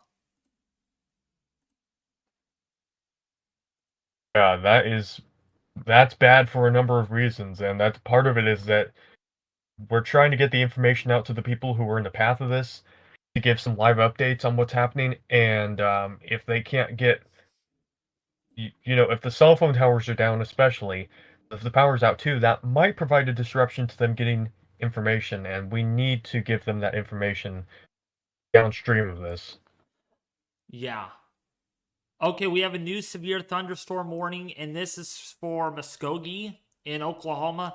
This is a considerable, potentially a destructive severe thunderstorm warning for a possible tornado and 70 to 80 mile an hour winds. Ethan. Okay, yeah. Oh yeah, that's a big severe thunderstorm warning too. So for those just getting this information here, we're looking at McIntosh, Wagner, northwestern Cherokee, north central Pittsburgh, and northern Muskogee counties in east central Oklahoma. This severe thunderstorm warning is in effect until 1:15 a.m. Central Daylight Time, and is along a line that's moving east at 35 miles an hour. You can see that on David's stream where this line is located, and importantly, you note right in the middle of the warning behind it is a tornado warning with a confirmed tornado. So that's a risk of this that David just mentioned. Spin-up tornadoes could happen within this line, especially with embedded supercellular features, which we have unfortunately seen. And it looks like a new tornado warning as well. Another one. Southwest. Let's take a look at that one. Yes. Let's see. Wow, that rotation. That could be the next big one, Ethan. Look how strong the velocities are on that. Golly word. Yeah, this is an area of rotation that's currently near Centrahoma, moving northeast at 35 miles an hour. This tornado warning is in effect for northern Cole and southeastern Hughes counties in Oklahoma until 12:45 a.m. Central Time. So that is another storm to keep an eye on the southern end of this complex. Exactly. All right. John 54-2E says it's transitioning into a derecho MCS type event. What are your thoughts on that, Ethan? Is this a broken line? We know it's a QLCS in some shape, way, or form. Right. You're both right. John is correct that this is transitioning into an MCS derecho type thing because it is growing up scale with time. You can see, even from the warning boxes, the bowing nature to it. But there are some embedded areas of circulation, obviously, especially on the southern end of it. Seems to have been the most prolific, but it is occurring along the central parts of the line, even the northern part as well. There is a tornado warning in Osage County in northern, well, now there's not. That warning just got canceled. But we did get an extension warning to the tornado warning. Let me see here. That just impacted Morris. They just extended that tornado warning into the western and northern parts of Muskogee. Yep, I see that. I do see that. And Ethan, what is causing this to grow upscale? I mean, everything, it's a good thing because maybe it will help to limit the tornado risk, with eastward extent, but anytime you get a severe weather outbreak, there's always something to this with upscale growth. What's changing with the wind pattern that's causing this to grow upscale? Yeah, well, we have had a lot of convection to the west this evening, and different triggering mechanisms to get it going. We've seen extensive convection in parts of Texas with those supercells earlier this evening. They have um, been able to grow up scale along the leading edge of that, maybe on the leading edge with some better dynamics, either induced by the earlier storms or with the system out to the west that's finally starting to eject off into these southern plains. That might be providing some better lift as well. Overall, convection has become really well established in Texas earlier. In fact, the northern part of Texas, where we had several tornadoes when it was in its supercell phase, but it organized into something of a line, time, and embedded supercells, and progressed into Oklahoma, unfortunately under the influence of that really strong low-level jet. And that's what we're seeing. Boy, that's a one heck of a line of storms, too. Not only that, let's go back here. I did want to show the precipitation totals because this is what's eye-opening. This is what really catches a lot of people's attention. Depending on what radar site you actually use, these rainfall totals, Ethan, are very, very concerning. In some areas, have seen 3 to 4 inches. We look at our storm total precipitation. Let's go to that. In Sulfur, has seen 6 inches of rain, Ethan. 6 inches. Yeah, that is something concerning for the flooding aspect too, but we just got a new PDS tornado warning actually, located near Mill Creek once again. Mill Creek. Oh, I bet you it's that storm. I can't even make out where the rotation is. The radar, the velocities are all over the place with this, Ethan.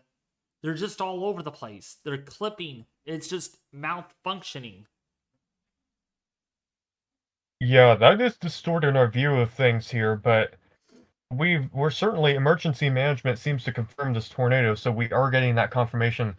Damaging tornadoes on the ground near Mill Creek, moving northeast at a pretty fast rate. This one's moving 50 miles an hour. That's going to be a concern for Mill Creek and Reagan immediately, but downstream locations going to have to watch out include Fitztown and maybe eventually Stonewall, Alasso. Areas like that need to be on alert for this because this is a new PDS tornado warning that is in effect. Or, let me see here, northwestern Johnston and southeastern Murray counties. Dang. Also, Tyler Kane says, do you think they should have did a high risk today with this event? What are your thoughts, Ethan? Yeah, I'll answer it first, and then you can answer it, your opinion, David, because he did ask you earlier. Want to, be sure to. Yeah. So bring your opinion. Right. Really, I think a moderate risk was appropriate because there were some uncertainties that were associated with this. Storm mode right now is a questionable thing. I mean, even with the significant tornadoes that we've seen going, the storm mode is something that casts a lot of uncertainty because the outlooks being issued are based on probability. And although we've had several circulations, the fact that these are trying to grow upscale reduces the confidence in several tornadoes happening over a given area, at least several significant tornadoes, and like we would see in supercells. Therefore, the probability is slightly lower, and therefore a moderate risk is probably covering it sufficiently, especially too earlier in the day where we had, lapse rate problems in the low levels. That kind of kept some Oklahoma storms from getting really significant when they could have. Therefore, I do believe a moderate was a good call. I don't have much to say on that. I think today it's a good thing they did go moderate instead of high, because as some of you thought, oh, it's gonna bust today, it's gonna bust. Nope, not at 8 o'clock tonight when I get home. It busted. We had like 3 to 4 intense tornadoes. So that makes it up a little bit. And we are seeing a severe risk. Damaging winds 70, 80 miles an hour. That's a enhanced to moderate risk for damaging winds. So, and not always will these moderate risks pan out as they expected it, as they see it. Yesterday, Ethan, what are your thoughts about yesterday? 106 tornado reports as from yesterday. Oh my gosh, yesterday was absolute chaos. Yesterday was potentially on a small scale a historic event. Tyler Kane, do I think yesterday should have been a moderate? I think yesterday should have been a high risk. I am I fully believe they could have issued a high risk and verified it yesterday. We had multiple violent wedge tornadoes, long track ones too, going through big populated areas, and it was just tornado emergency after tornado emergency, big debris signatures. One of the stronger, not the strongest, but one of the stronger TVSs seen in recent years as well. Oh my gosh. It was, it verified, not only did it verify, it overperformed in a way that was really kind of horrifying to see. And by comparison, I know a lot of people would look at today and think, maybe today's not as great of an outbreak in that sense for the tornadoes. But because yesterday was just absolutely insane. And I do believe they could have issued a small high risk and verified with that. Yeah, and get me up to speed on that, Ethan, because yesterday I was working. I did not really have no clue. I knew it was going to be a big day, but no 106 tornado reports. That says it all. I mean, wow. Right, I will do that, but we do have a question right now. Is Tishomingo in the path of the PDS tornado warned storm? The answer is no. Tishomingo is not in the warned area. It is off to the southeast of there, and that storm should be passing off to the northwest of that area. So Tishomingo is safe from this PDS tornado warned storm.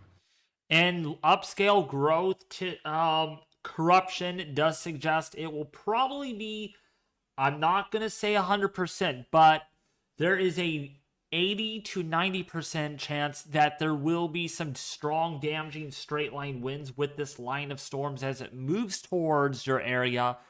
There's a 5 to 10% chance that you could still see a strong tornado if any of these areas along the line spin up and then move towards your area. These could be short noticed, so make sure you just watch my stream and keep an eye on the Doppler radar, because you're not in the clear. You're not in the clear. Absolutely, and we appreciate all of you being here and asking your questions. Like, we've got Pixie here. Is the city of Muskogee okay? We've got sirens going off. Oh, okay. Northern parts of Muskogee and central parts as well. We do have a tornado warning for parts of downtown and especially northern and western Muskogee. That is a tornado warning that continues right now. Looks like the best circulation is actually going to be more toward the aft area, so maybe headed up toward Haskell, Redbird, Porter, Tallahassee. So Muskogee is in a tornado warning. At the moment, it looks like the biggest tornado potential is going to be passing off to your west, but don't let your guard down and please remain in shelter because we do have spin up tornado risk coming into the area, and significant damaging wind potential, perhaps 70 miles per hour coming into the area. Yeah. David, NATO cast has 10% hatched risk tomorrow. Will you stream? What are your Okay, before we get to that, I want Ethan to catch me up from yesterday. I know it's not that important, but to me it kind of is because I wasn't here for it. It began with the initial supercell towards central Nebraska. It produced a big wedge tornado, but from what I understand, it didn't hit a whole lot, thankfully. But it was a really wide, low-based wedge going on. So that persisted, produced several tornadoes as it moved to the north. Most of those, I think, were pretty weak, but the main show got started once we had the arcing supercell band initiate in southeastern Nebraska. That was encountering an environment of significant low-level instability, strong low-level jet, deep layer shear was strong, vorticity was readily available to be ingested. So once things got going, it started off as kind of a linear organization, but as it approached the Lincoln, Nebraska metro, it started to form individual supercells. It started to experience the effects of the wind shear, and we had those mesocyclones get going. Once that happened, all bets were off. Suddenly, we had a strong tornado touching down to the north and to the northeast of Lincoln. It was a big, strong cone tornado with a big dirt envelope actually picked up by it. Significant tornado there. And then several more evolved from that. I think it was that initial one as it progressed to the northeast, then produced a horrifying looking wedge tornado that impacted several communities in eastern parts of Nebraska. Um, I have actually my list here.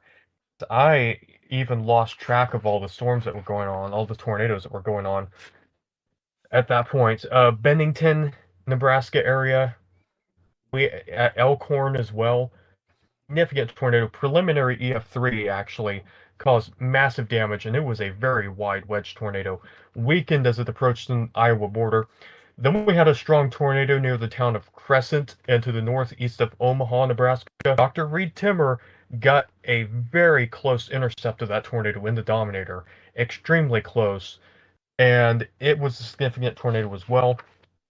Then once we got going into Iowa, we had a discrete supercell organized and impact several communities: Minden, Shelby, Tennant, Harlan, Kirkman. A long track, significant, violent wedge tornado that was really destructive as well and had a significant debris ball as well. The best thing about it, though, thankfully, from what I hear now, and I might be wrong, but this is the last I heard, no fatalities from yesterday. Oh, that's good. That's amazing.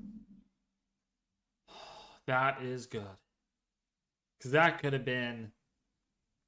have been history right there if there was so many fatalities. Yeah, it was an event that was, Hold on. from a storm chasing perspective. Ethan, Yes. go ahead and talk. Okay. Okay, David's taking care of a situation right now, so I want to kind of bring you up to speed on what's going on here. We have a tornado warning that does persist for Wagner and Muskogee counties. This is a severe squall line capable of producing tornadoes, and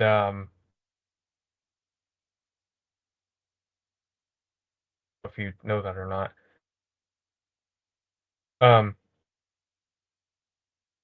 But yeah, this is a tornado warning, and it says that visibility is going to be an issue because of heavy rains. So if you're in the southwestern Wagner, northwestern Muskogee counties area, be taking shelter. We do have a tornado warning that does persist. It looks like at the moment we have the circulation just to the west of Taft, very near Taft. We're moving up toward Porter. We don't have a confirmed tornado at this point, but one could touch down at any minute. So be on alert there. Further to the south, we do have continuing right now a PDS tornado warning for Mill Creek, which is northwestern Johnston, southeastern Murray counties. That does continue for that area, and then moving up further from there, northwestern Johnston, southeastern Pontotoc counties. Located near Fitztown, this is moving northeast at 55, another area of tornado risk. And then finally to the east of there, we have another tornado warning for northern Cole and southeastern Hughes counties. This is located near Central Homa, moving northeast at 35 miles an hour once again, like we've seen a lot of these do. And as with all of these tornado warnings, you want to be taking shelter immediately because nighttime visibility is going to be a big problem, and they might be rain wrapped. Also an issue for the southern tornado warnings, you might be impacted by multiple severe storms. We've seen these training over several areas, in fact to the point where we have flash flood warnings being issued. So that's going to be a problem as well. Alright, I'm back. Okay, welcome back. Alright, I hate to break it to you all, but at 11 o'clock my time, I am going to actually have to get to bed. I am going to my cousin's church tomorrow, and we're going to have a bit of a party, so they are like an hour and a half away, so we're going to leave here at like 7:30 in the morning, so I am going to have to get out of here and get to bed, take a shower and everything, so I'm able to do that. I know people are going to be like yelling in my face, no, severe weather's more important. Severe weather's way more important.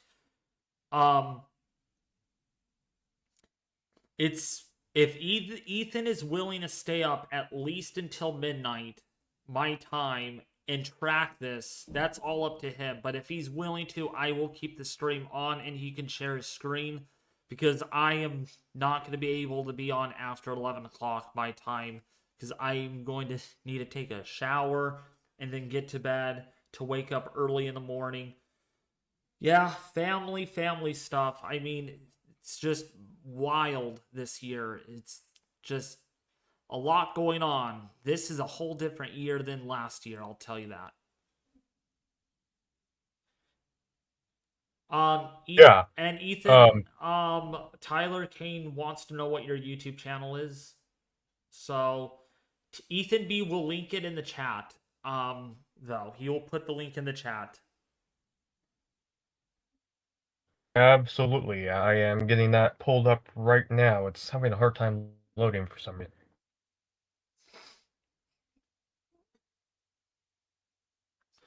I would say in the stream when the PDS expires. I'm gonna end the stream once hopefully all of these expire, because there's two more that will expire in 20 minutes, which is at 11 o'clock my time, and then there's two here that will expire in 5 minutes. Once these all expire, fingers crossed, then we will call it a night. But if they don't, Ethan B might have to help me out for a little bit. Because I don't want it. Yeah, I mean, I could keep. Yeah, I don't want it really. Right. I could. Yeah, I could keep it going, after 11 your time for a little bit, but I have no way of stopping the stream. I'll stop the stream once I'm done, probably. What I'll do is, after I take my shower, take a look at what the conditions are like, maybe get some input on your end, like how's everything been going over the last 45 minutes or so. And if you say, not much, just some damaging winds in this line, then I'll probably call it a night before midnight.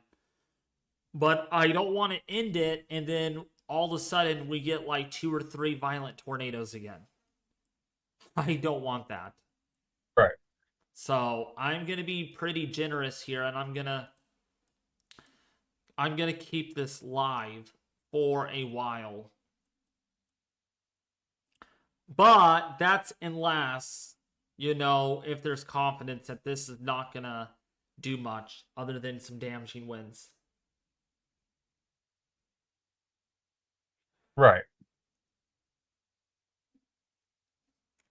Which, by the way, since 90 of you are watching the live stream, I wanted to give out a special announcement that on May 1st, and Ethan is excited for this, I'm sure, is I will be releasing my second Atlantic hurricane seasonal forecast on my YouTube channel. Okay, it's hard to believe. We are just a little more than a month away, like 30 something, 33, 34 days away from the official start of the Atlantic hurricane season of 2024, and all signals are there for a very busy season, possibly a hyperactive one. David, check the models for tomorrow. Yeah. Oh, go ahead, Ethan. No, I was just gonna say, yeah, you all are definitely gonna want to stick around for that video from David covering that, because it looks like it could be a pretty eventful hurricane season. And guess who I will have here on the stream, and everyone likes him? Ethan B. Yes, Ethan B is going to be here. Probably Justin. Glad to be here. I'm gonna try to get Justin, the one that was on earlier tonight, to be part of at least some of those streams. Probably not the discussions. I can do those probably myself, but when it comes to like a landfall kind of thing, then all hands on deck with that. All hands on deck. Including you, Corruption. You're gonna help me with the live stream too. No, I'm just kidding. All right, so for tomorrow, let's take a look. This is tomorrow's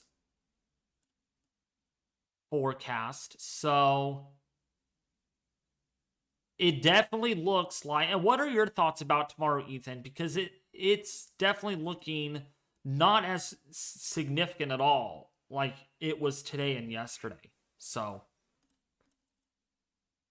Yeah, I'm gonna be completely honest. I've been busy this evening and focused on today's event more than anything, so I really haven't seen the latest guidance on what's going to be happening tomorrow. okay. It looks like a second wave of severe weather will move over eastern Oklahoma tomorrow. And right now, the SPC, go right over there. Let's go over to the SPC. Tomorrow, I believe it's just enhanced. Or no, slight. For right now.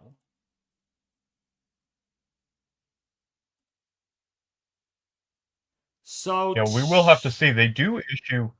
Oh, I'm sorry. Oh, no, go ahead.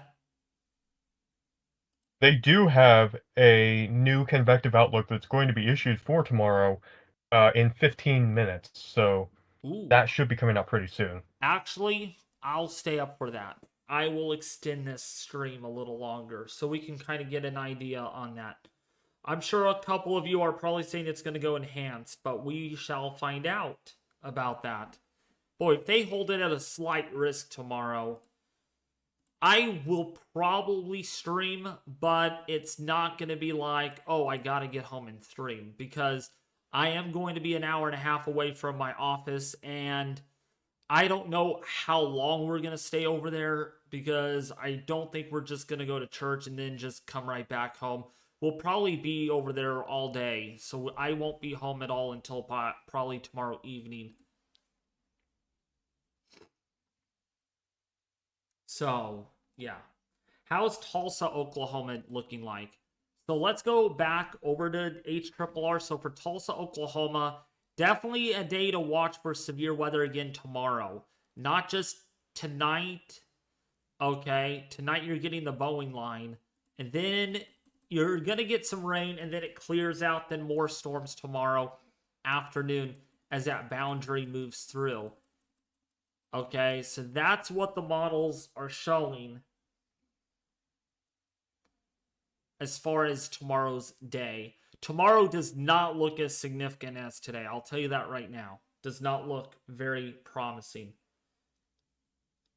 David, I tagged you on X. Ooh. On my Twitter, let's see. What did you tag me on? I didn't get the notification. Oh, wait, yeah, I did.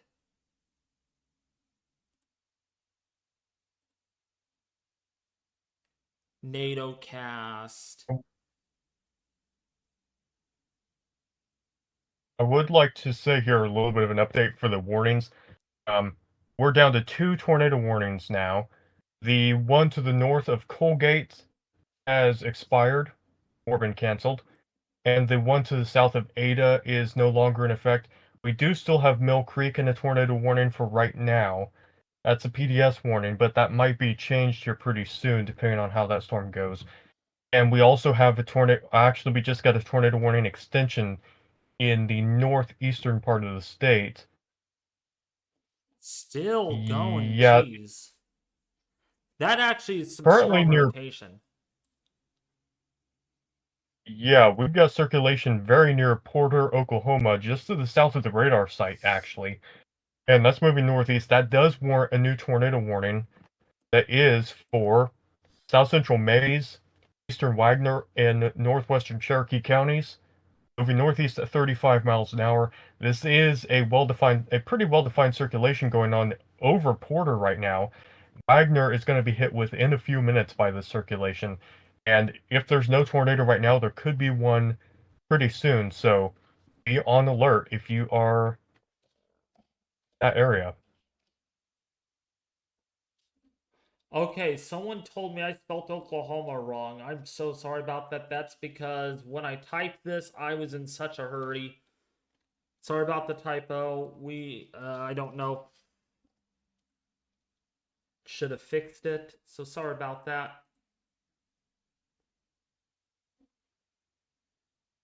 I'll be right back, Ethan. I'm going to get some water, actually. I am thirsty because all that talking and adrenaline. Yeah, okay. Yeah. So how is everyone doing this? Yeah, I will. So how is everyone doing this evening? Hopefully, you're doing all right. Hopefully things are going to go okay here if you're in the path of the severe weather, and hopefully, certainly keep those impacted tonight in our thoughts and prayers for the tornadoes earlier, because it looks like some pretty significant damage. Hopefully everyone in here is doing well, and we thank you for being here, because we want to get this information out to people, help keep them informed of the latest situation, and we do have the latest situation in Oklahoma, latest tornado warning, near Porter, Oklahoma, and this is headed up toward Wagner. The circulation, it is now to the east of Porter by about 2 or 3 miles. And I'm trying to load in an update here because I'm watching correlation coefficient pretty closely. And I'm not seeing anything definitive at this point, but we could have a tornado develop at any second. Up toward Wagner. That is where the circulation is at this time, so treat this warning seriously. Mays, Wagner, and Cherokee counties. Tornado is going to be very hard to see because of all the rain involved.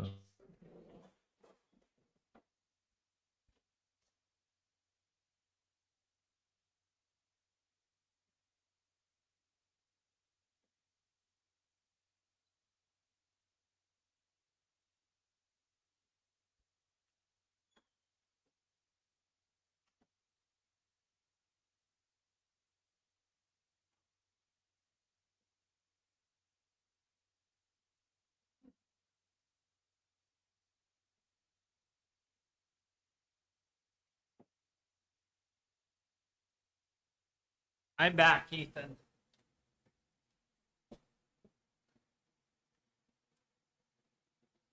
Well, 60-mile-an-hour winds and penny-sized hail, but within this area, you could have slightly more significant severe weather in some locations, and we will continue to watch to see if any other tornadic circulations develop. The tornado warning is still in effect for Mill Creek area, but that was for an update that took place half an hour ago, and I'm sure this will get updated here pretty soon.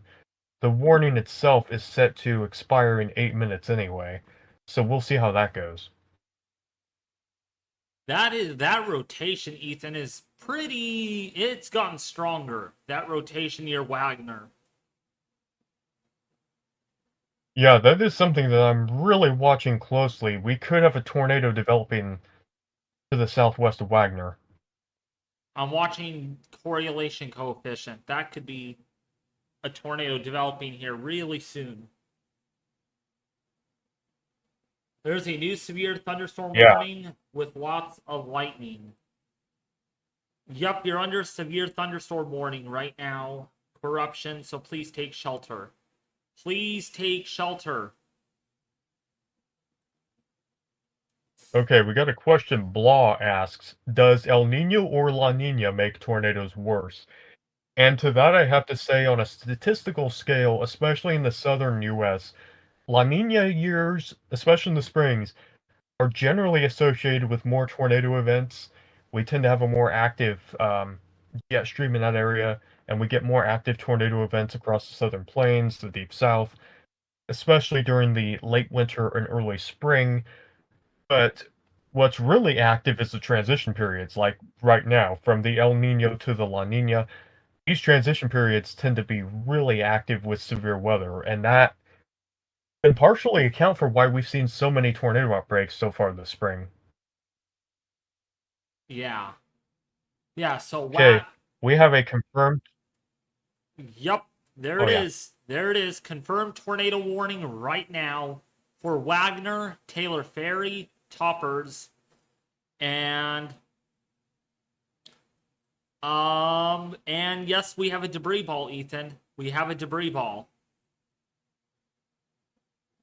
Yes, we are seeing debris picked up on the correlation coefficient. This is going to be just to the southwest of Wagner, headed up toward there at about 35 miles per hour.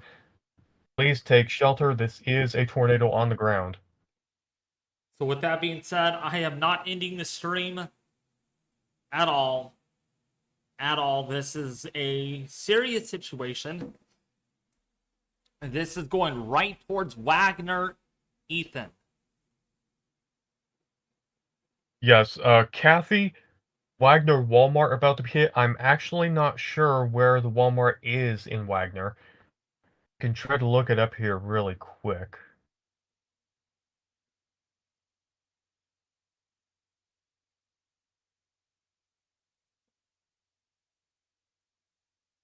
Message that we have right now is that basically anywhere in Wagner Oh my and around gosh. Wagner needs to be. Oh, Ethan. What do you find? Tyler Kane says, according to the Weather Channel, this is a very large, damaging tornado for Wagner.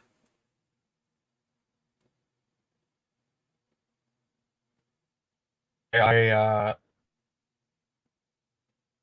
have not gotten that warning update, so I can't say for But sure. this is from Tyler Kane in the YouTube. According to the Weather Channel, this is a large and damaging tornado.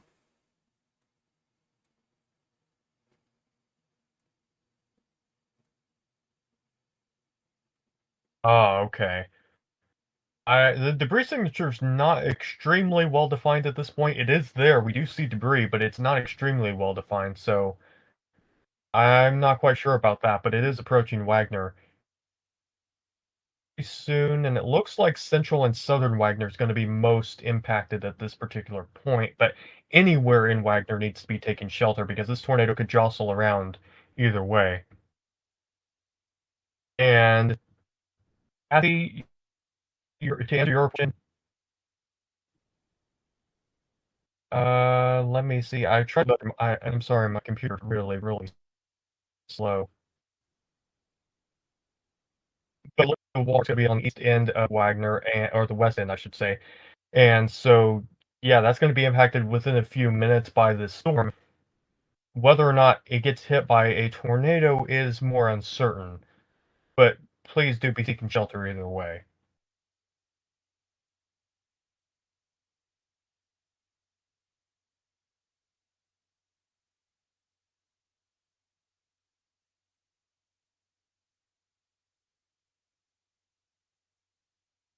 Oh my gosh, that There, David? rotation. Ethan, this rotation. There's a tiny, intense debris ball. How about that? Really dark pixels on that. Headed right towards Wagner.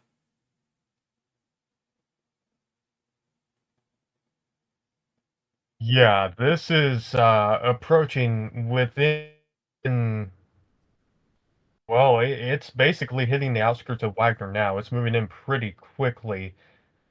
So anywhere in Wagner, you need to be in shelter at this point. We do have a tornado that's on the ground, and we can't say with specifics where the tornado is going to be in Wagner. But we can say that all of the Wagner area needs to be taking shelter. Oh my gosh, Ethan, this rotation just got stronger. Ethan, we have -2 touching 80.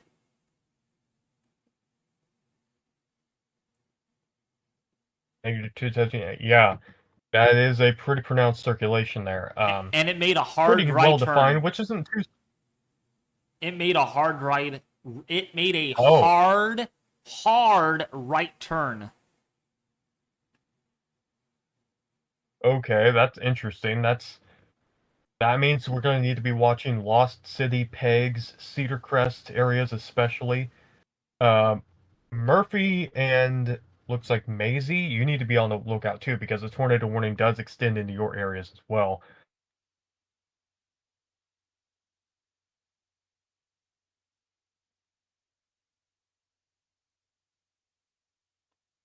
See if that debris ball just got bigger. Oh my gosh, Ethan, that debris ball. That debris ball is going right just to the south of Wagner right now. To the south of Wagner.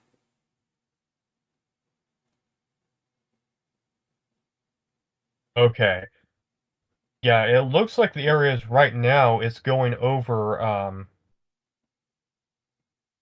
Interstate 69, Highway 51 areas. It is crossing into central and especially if you know what David is saying, southern parts of Wagner as well. So if you're looking downstream of that, then you're going to be wanting to be taking shelter around the see the Hefner Easley Airport, the Oaks Mobile and RV Park, areas like that. You do need to be in shelter already. All right. Tyler King said this is a strong rain raft tornado. Golly word. A rain wrapped problem with this because there is rain. The orientation of the hook, it just comes and prevents a view of it from the east. So definitely a rain wrap problem on this. And it's dark. It's nighttime, Ethan. Yes, it is.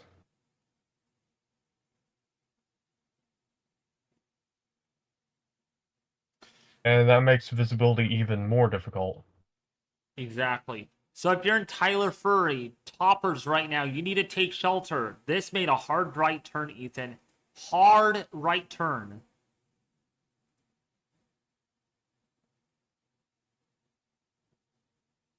Yeah, that's really that can change the trajectory of the course, obviously. So we're gonna have to be watching areas that are in the tornado warning as well as downstream of it just to see exactly how this is going to be evolving.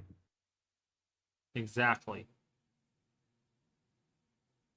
Tornado watch for Waco, Killeen, and areas around DFW all through the night. So we have a new tornado watch, Ethan. Yeah, unfortunately, this event is going into the night. Thankfully, not many discrete cells in Oklahoma at this point.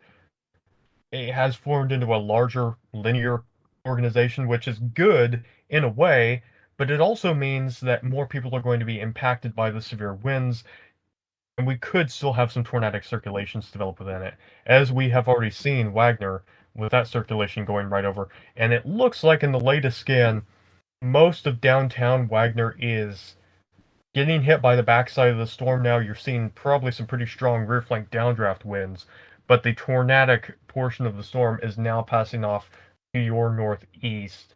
And this is going to be headed up toward the Cedar Crest, Pegs, and Lost City areas. Yeah.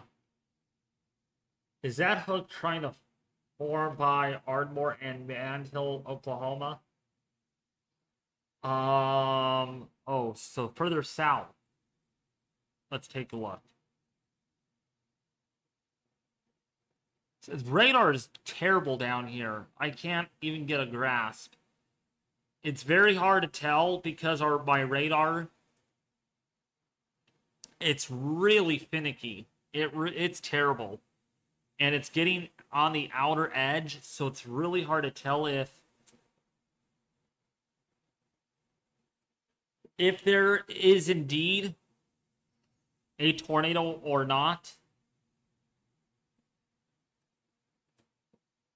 But you know that line, Ethan, that's just stalled out over Sulfur. Still pouring in Sulfur right now. Oh yeah, and that's an important point I'd like to make too. Anyone from Marietta to Ardmore and Medill northeastward to Colgate, McAllister. Not only do we have a severe weather threat going on with the severe winds and maybe tornadoes now, but we've got a flash flooding threat coming in as well. Because that rain is not going anywhere. And we have a new tornado warning. Oh my gosh. They just don't end. Yeah. Eufaula, Oklahoma right now we have a tornado warning that is in effect over the town. And this is affecting west central Haskell, southeastern McIntosh, northeastern Pittsburgh, and southeastern Muskogee counties until 1:45 a.m. Central Time. That is the latest tornado warning to be issued for these areas. Jeez. See the tornado threat. Tornado threat is decreasing once these storms move further east, so that will be some good news. But still, maybe a strong tornado or two is a possibility. Rosetta Grayson asks, what about McAllister, Oklahoma? Thank you for asking this question here. McAllister, let me change my radar site back over. You've got a severe thunderstorm warning going on right now for 60-mile-an-hour winds, penny-sized hail, moving east at 40 miles an hour. But the thing is, these storms as a whole are not moving very quickly eastward, so you're going to have a severe weather threat going on for the next little bit. The warning itself is going to be expiring right now, scheduled in about 40 minutes. So yeah, at least another 40 minutes of severe weather risk in that area, maybe longer if these storms stall out more. After that, you definitely have a flash flooding risk going on because this line of storms is just dumping rain. So that is something to keep in mind as well. So the primary threats we're still looking at for the McAllister area would be damaging winds, flash flooding, and could still have a chance of a spin-up tornado. We're not seeing anything particularly well-defined at this point, but it is something that we will continue to monitor and keep in mind over the next 45 minutes or so. And we're going to be live on this as long as this remains a threat. But I'm going to have to hand off the baton to Ethan B. because I do have to take a shower and then head to bed because I have to be up at 7 in the morning. And after a 9-hour day at the grocery store, yeah, I'm really tired to begin with right now, and I will be even way more tired if I don't get a lot of sleep tonight. So, I will, in about 5 or 10 minutes, I will hand the baton over to Ethan B. He will share his screen, and he will do his severe weather analysis.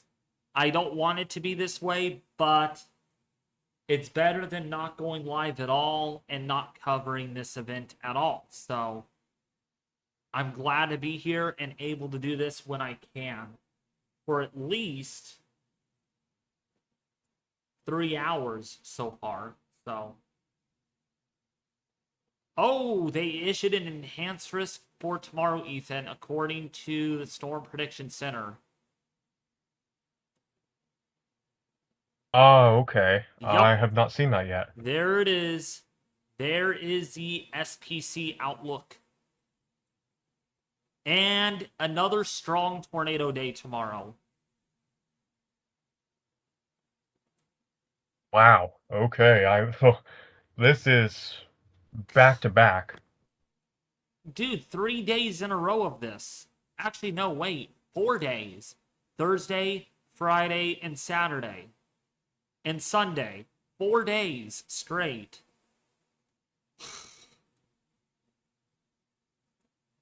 Yeah, it's crazy, but that's how you know we're in spring.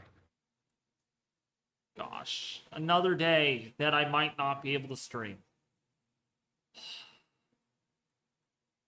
I guess Justin, yeah, you called it. You were right, Justin.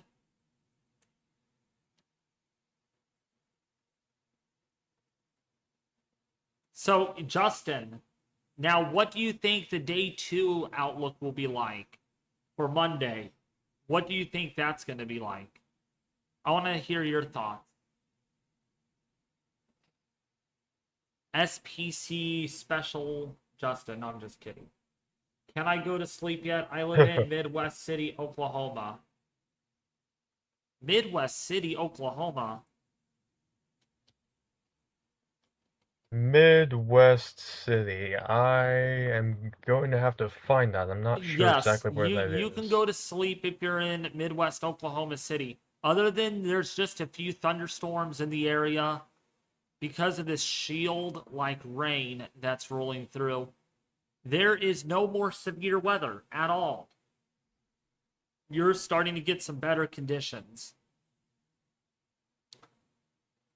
However, though, you're probably going to continue to get on again, off again rain from time to time because of the anvil. The backside of the storm, you're going to get some anvil crawlers probably, but that's about it. Oh, definitely marginal. Oh, so you don't think it's going to go slight at all, Justin?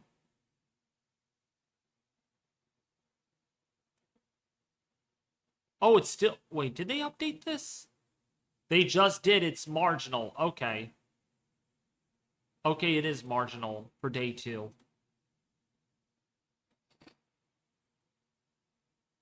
That's good. So it really comes down after tomorrow. Tomorrow's the last day of this. And then it really dwindles. 2 more of these warnings left.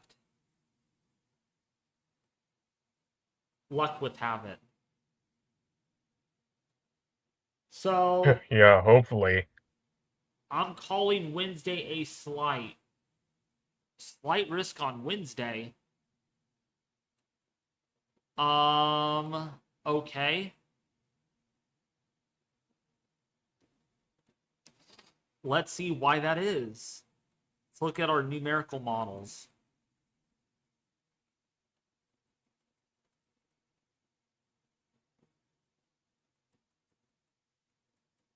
Oh yeah, Ethan. Yeah, just to give... There's probably going to be another severe weather, possibly another big severe weather event for Wednesday and Thursday this coming week. Oh my. We will have to watch out for that. It doesn't stop. It does not stop. It does not stop at all.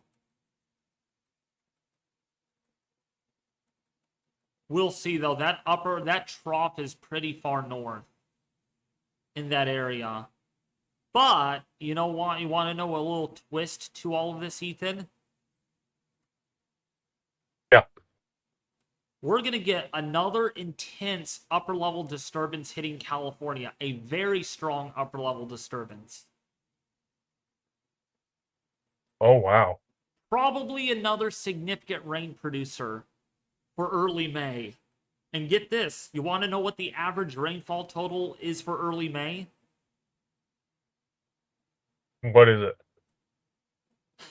Only a quarter, about 0.3 of an inch of rain. We might get 3 to 5 inches of rain with that. That would be pretty significant. Gee whiz. And some significant winds, too, for May standards. Possibly a bombing cyclone. Yeah. Oh my God. That would be bringing a lot of significant impacts on that. Jeez Louise in May. I'm sorry. In May, it's crazy to think. And temperatures, Ethan, temperatures for my area on one of the days could be 30 to 40 degrees below average. We could be seeing temperatures in the upper 40s during the day in early May, Ethan. Yeah, that is pretty unusual. Again, I want to emphasize this, Ethan. I know, Ethan. Almost there. Early May average temperatures for our area. It's supposed to be 81 degrees.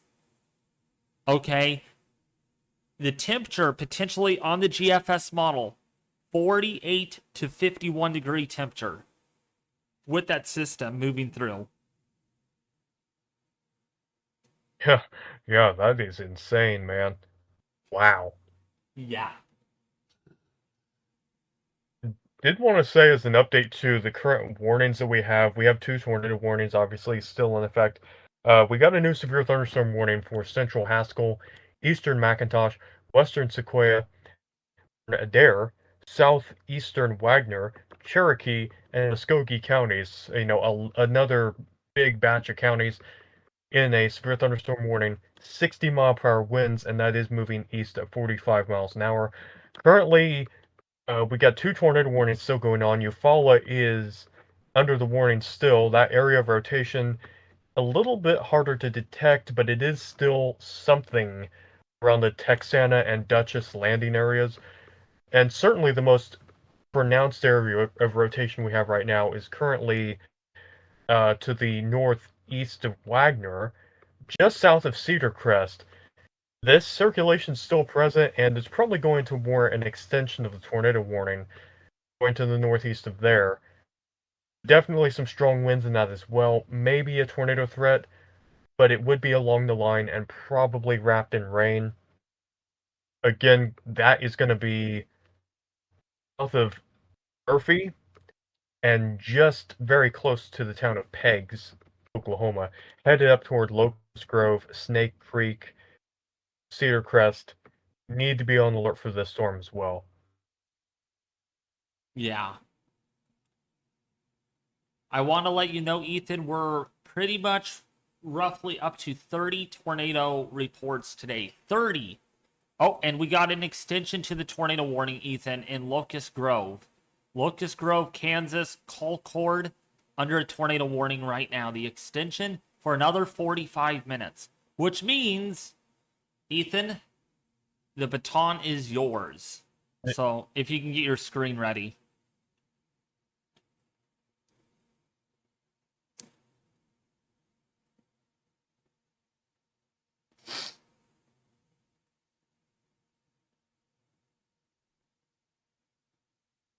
Yep, John, we have a new John 54-2E warning.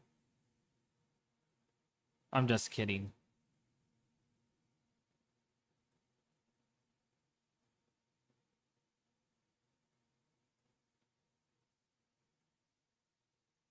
You there, Ethan?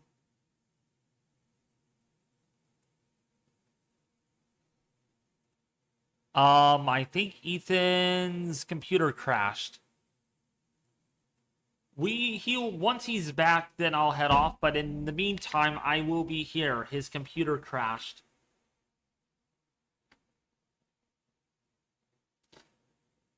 How's it going, John?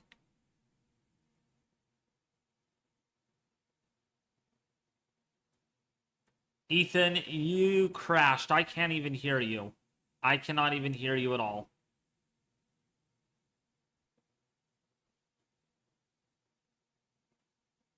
Can you hear me now? Now I can hear you. Yes.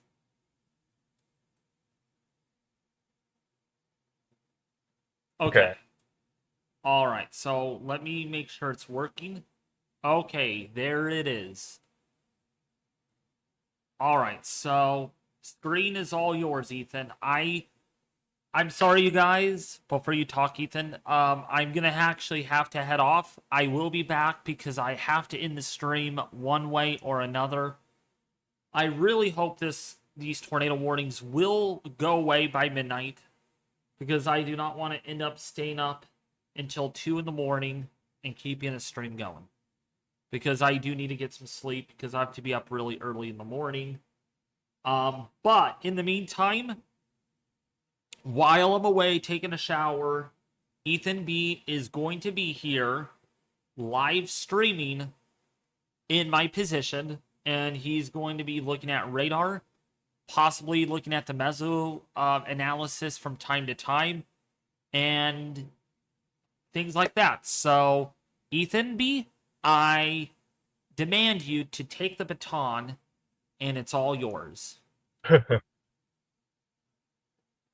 Yeah, absolutely. All right, so I will be back Yeah.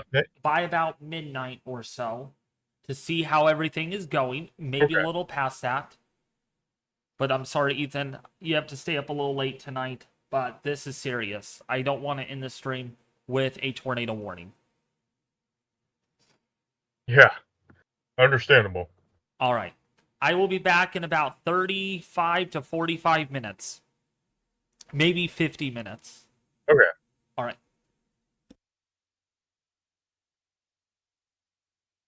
Yeah. Also introduce yourself to who you are and everything. And promote Okay. the YouTube channel and the Discord server from time to time. Almost forgot about that. Right. All right.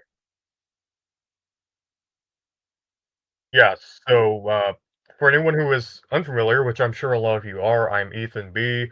I've been tracking many severe weather events with David over the years, including events such as the Rolling Fork tornado, the Mayfield, Kentucky tornado, things like that. We were live on those. And I'm going to be keeping you up to date with some of these storms going on here for the next 45 minutes or so as David is getting ready for bed, because it's getting late out there. It's getting late over here, too. Certainly, we want to keep the latest information going, and the latest is a new tornado warning. Southern Delaware, southeastern Mays, east central Wagner, and northwestern Cherokee counties. This is moving at 50 miles an hour now, so it's moved up pretty quickly in speed. And what we're looking at here, we're zooming in on the Peggs, Oklahoma area. Work. Peggs, Oklahoma. Move this over here. So Peggs is right here where that little yellow circle is. Cedar Crest, Oklahoma, right over here to the west. Circulation is coming very close now to the town of Peggs. It might actually impact Peggs directly within moments. I mean, within the next, minute or so. It's coming very close now. And we've already had a tornado with this a little bit ago. We're gonna watch and see if this does anything else because it is looking like some pretty strong rotation. The inbound velocities have actually increased, so we're looking at some increased circulation on this as well. That is the most immediate concern right now. We do have another tornado warning, although, that does persist down by the Texana area and Dutchess Landing in Oklahoma. I'm gonna actually make this white so we can see it better. Yeah, so let me zoom in. Well, here's Dutchess Landing in Texana. On the left, circled in white, and on the right side, this is kind of the general area of rotation that we're looking at, but it's really kind of hard to see. The radar is not presenting as well down in that region, so that's kind of the area where that tornado warning is in effect, and we will continue to watch that. But the main concern right now, the biggest concern at this particular moment is over Peggs, Oklahoma, as this new tornado warning is in effect. They're going to be moving northeast. Tag Flats need to be on the lookout for this as well. And we're going to be seeing Locust Grove, Colcord, Oaks, Leech, Rose, Kansas, Twin Oaks, places like that need to be watching this very carefully. That is a pretty strong area of circulation that we're looking at right now. You can see it's gotten stronger than what it was earlier, and we can see out ahead of this the clear air where the inflow is going in, where the updraft is. And that's going to be moving northeast very quickly. Pegs, you need to be in shelter immediately. And north of there, Oaks, Kansas, Tag Flats. Please, please be watching this carefully. I'm briefly going to open up to see if we have any new messages here, so keep that in mind. What about Wichita Falls? We've got a question about Wichita Falls.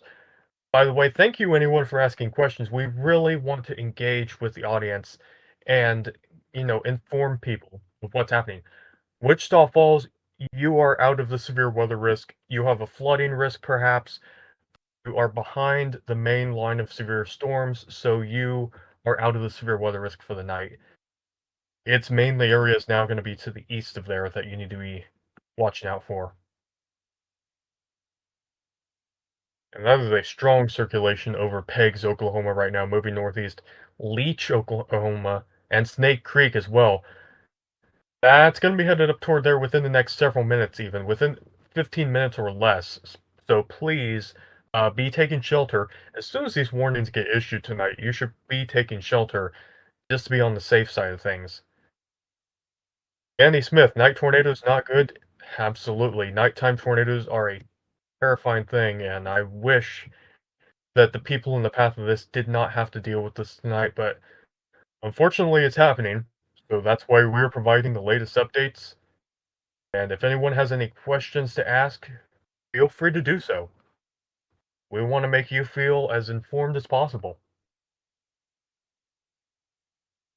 And that is also, keep in mind too, we've been talking about these storms moving 35, 40 miles an hour. This one's moving 50 to the northeast near Peggs, so that's going to be going up toward Tag Flats pretty soon.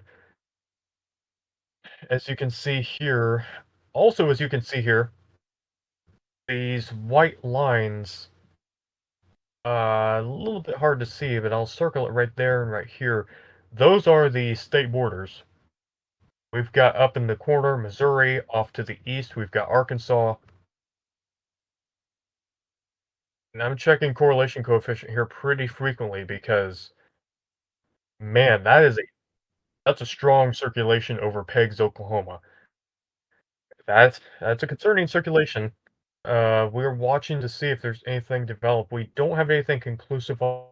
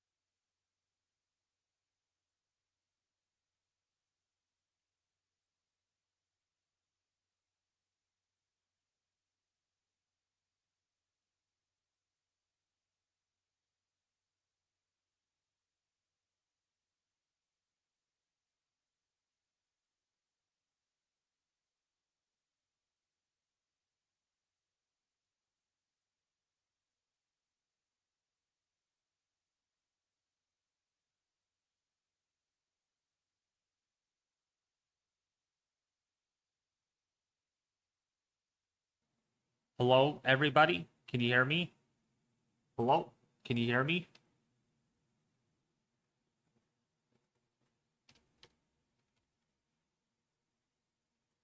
I think Ethan is having issues with his computer.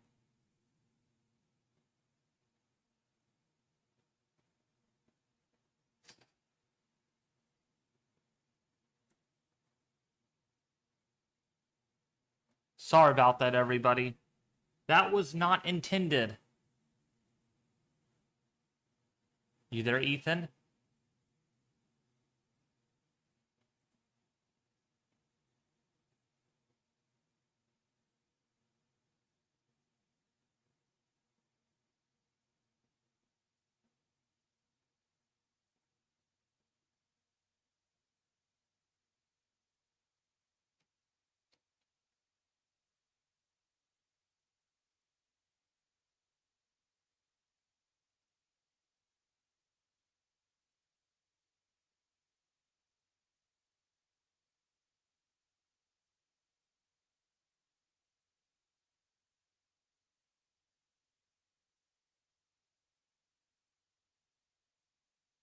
Ethan.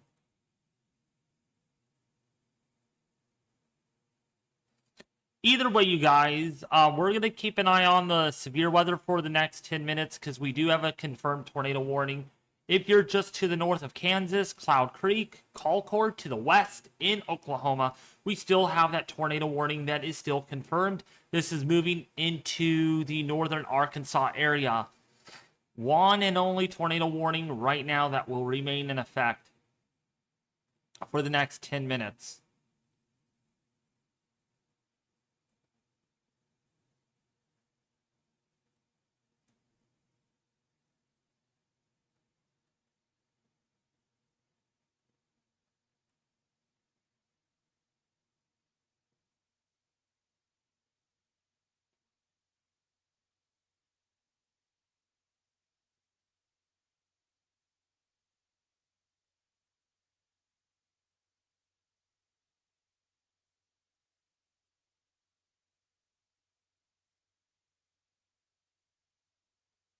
So,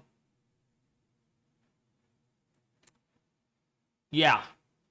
Do you guys have any questions at all that you might need? Oh, Ethan's back, I think. I hear him. I hear him. Yeah, I am very, very sorry to everyone in the chat here. That was a big error that happened, and I just lost everything. I lost control of everything. I do really deeply apologize for that. Yeah, I came back and I'm like, whoa, my Discord, the screen's gone. And I'm like, what happened to Ethan? Yeah. Uh, did you want me to share my screen again, or were you going to end it pretty soon? There's another tornado warning. It just does not end. Just got issued for another 40 minutes. Okay. Did you want me to share my screen again, or what? No, at this moment, I got it because I'm back. I'm going to stream for another 5 or so minutes, maybe another 10 minutes, but I'm going to actually have to head off of here by midnight. I cannot stay up much longer. I just can't because I need sleep because I have to get up early. Luckily, there's only once this other one expires like in 6 minutes, there's only one more left. And it's radar indicated at this time. And it will be up to Missouri if they're going to extend it. There is still rotation. Dude, that thing has been long tracked with all that rotation along that line. Yeah, absolutely. It's been very persistent, for sure. But what are the expectations with that storm? Are we going to see it weaken downstream? Or is this going to continue for another couple of hours? Oh, I imagine with the mode change and the how the instability's going, it's probably not going to be lasting for several more hours. In the short term, though, headed up into the southwest corner of Missouri, we will still maybe have a threat for that, although damaging winds will probably eventually take over as the primary hazard with this. Oh, okay. Boy, there's a severe thunderstorm warning, Ethan, in effect for another 51 minutes. Yeah, there are numerous severe thunderstorm warnings right now. There are 7, actually, severe thunderstorm warnings in effect. Yep, and 2 tornado warnings in effect. One will expire in like 6 minutes.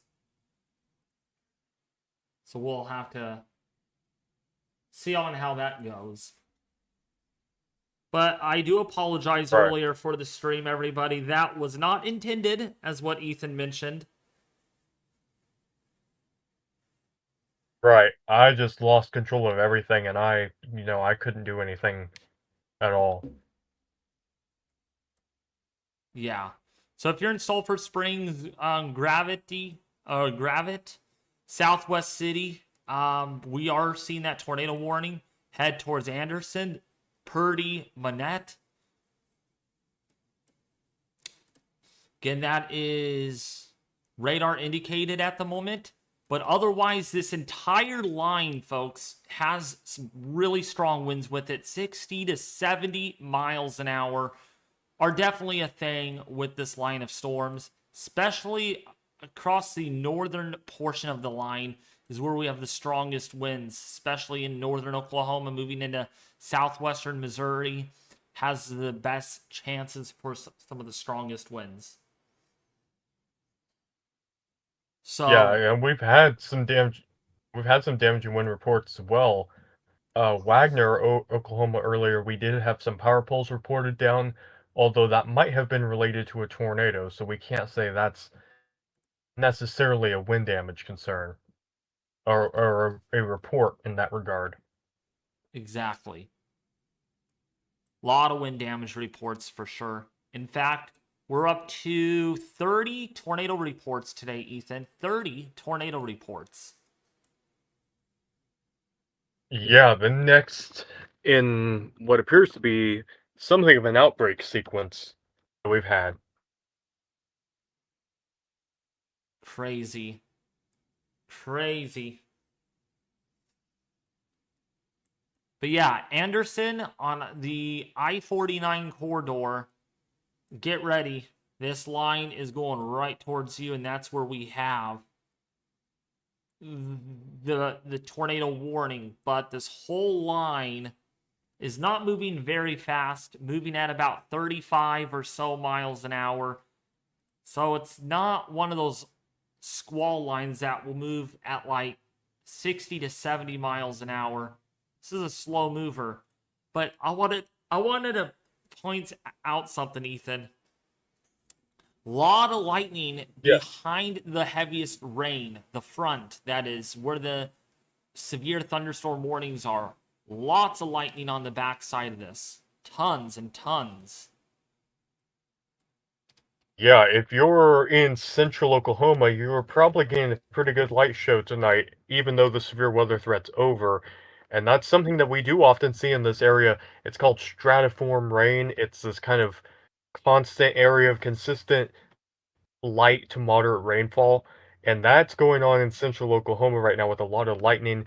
That's going to be a hazard that you also don't want to be outside in. So, I mean, hopefully everyone is trying to get some sleep now, but you will have some thunder and lightning to contend with, even though the severe weather threat is over in central Oklahoma. Yeah. You want to know how many lightning strikes are occurring with this line of storms, Ethan? How many? 75,000 lightning strikes.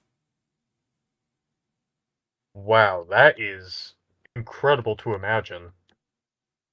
Yeah. And you can see, if I zoom out on this, each one of those circles that you see are all lightning in real time. Actually, we can bring up the sound.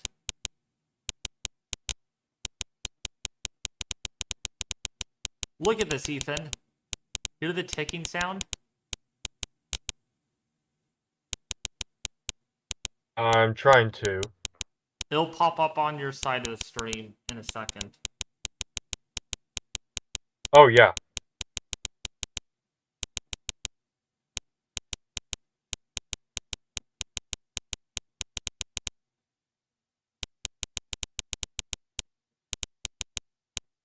That's incredible. This is crazy.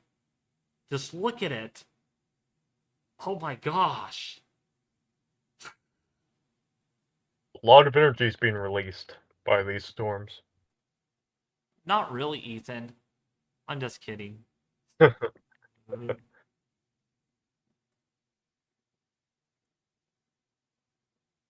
Which, by the way, Ethan, there's CAPE values in Central Texas of around 4,000 joules per kilogram. 4,000 joules. Yeah, that's what's keeping these severe storms going into the late night hours. That instability that built up during the day and has not gone away. Why are they not issuing severe thunderstorm warnings in southern Texas? That's a very intense line of storms right there. I'm not sure what the characteristics of the storm are, but it is probably fairly removed from more of the dynamic components of the level wave. That's probably what it is.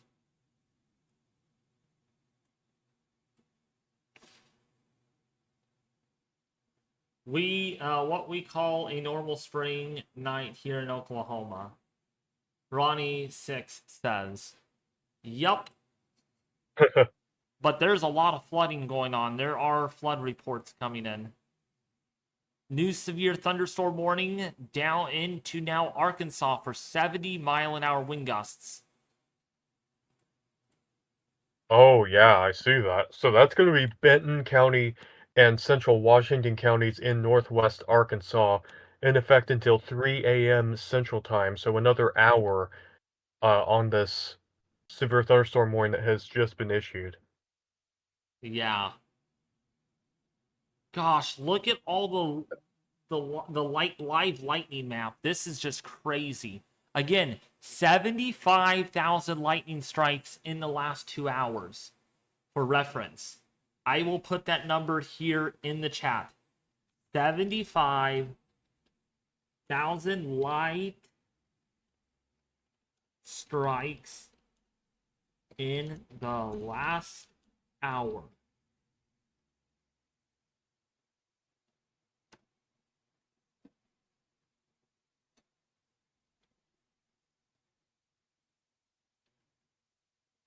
As always, that's my channel profile picture, is lightning, because I specialize in lightning strikes. And there's a lot of them going on right now. Pretty fitting, I would say. I mean, when you zoom in, Ethan, you could just see it's all cluttered with X's. Look at this. Yeah, and lightning is a very dangerous hazard of any thunderstorm, so you definitely want to be in your shelter for that. Indoors, away from where you can be harmed by the lightning. We have a question about Springfield, Missouri. And Springfield, Missouri. did you want to? So Yeah. Springfield, Missouri is definitely going to get a severe threat tonight. There's no question about it. You have dew points in the low to mid 60s, surface temperatures in the 70s.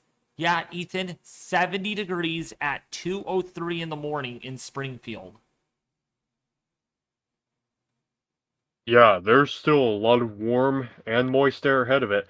Thankfully, we're transitioning at this point toward more of a linear storm mode, so more of a line of storms, a squall line, progressing up into Missouri. But we do still have a tornado warning that is aiming up toward the southwest corner of the state, and the direction of that warning is towards Springfield, but that's not to say it's going to last that long. That's just to say that we have a new tornado warning actually in southwest Missouri now. Yeah, they're extending McDonald County. Yup, they're extending it, I bet. Yup, there it is. Oh, it's just the extension for the next 26 minutes. Wow, that rotation is a lot stronger, Ethan. This is that one storm that Yes, does not give up. it really is. That rotation is right now between Sycamore and looks like Maysville. Yeah, it's covered by warnings. I can't even really read it. In Oklahoma, but it's about to cross into the corner between far northwest Arkansas and eventually southwestern Missouri. So that's this new tornado warning in Missouri is going to be up toward the Anderson, Pineville, Jane areas, maybe Goodman as well, is under that tornado warning. And we're going to watch to see if you're downstream of that, you're going to want to watch out to see how that progresses because currently that circulation is near Maysville on the Oklahoma Arkansas border.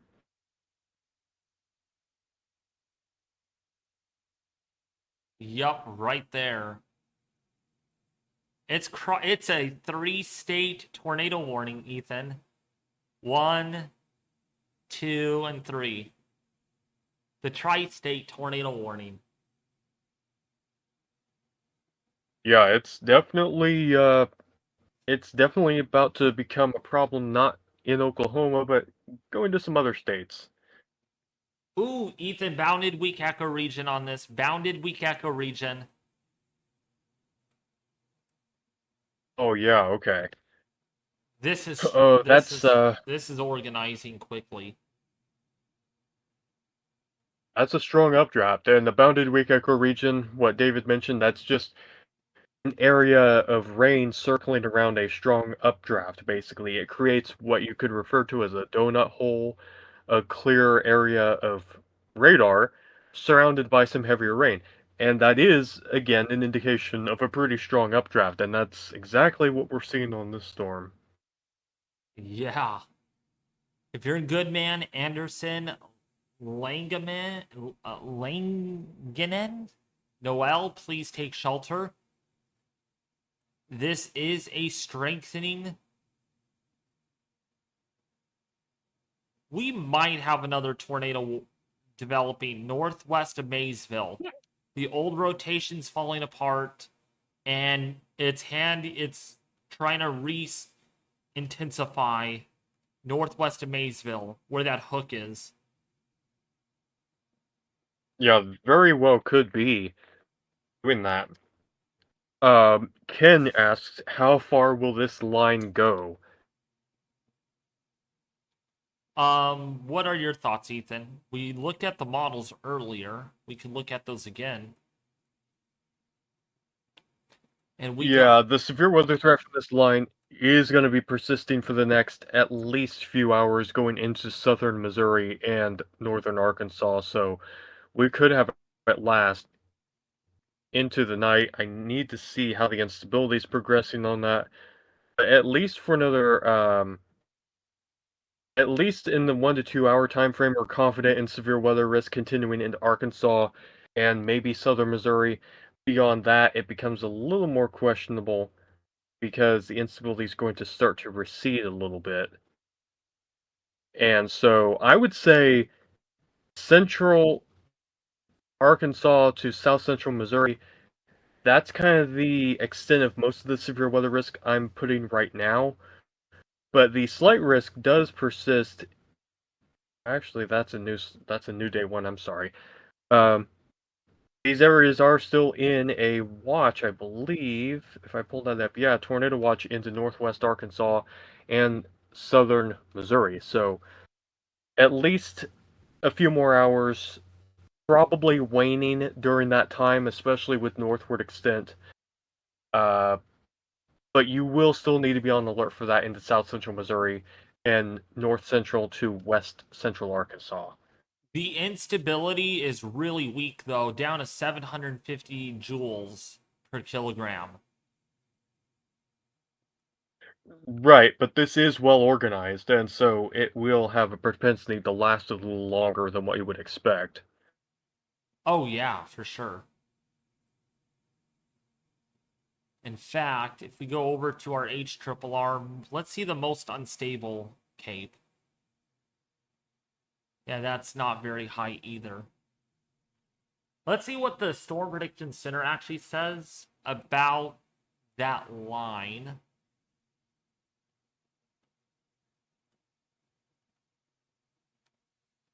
Let's see. Greatest short-term severe tornado threat. They issued a new tornado watch, Ethan.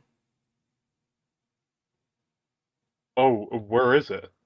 For central southern Missouri. Oh, okay.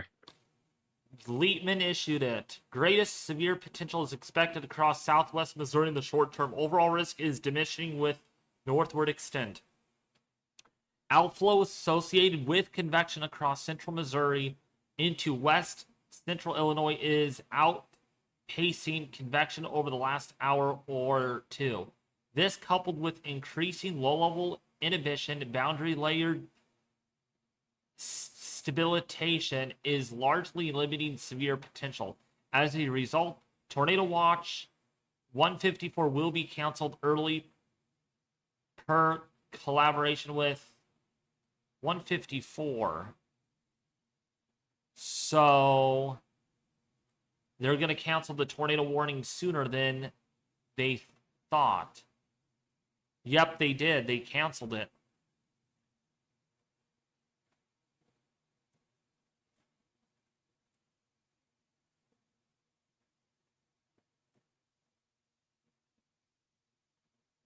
Okay, CHHA is asking a question. What is joules? And I could just kind of give a quick answer that that is a unit of energy that we use, in this case, often applied to assessing thunderstorm instability.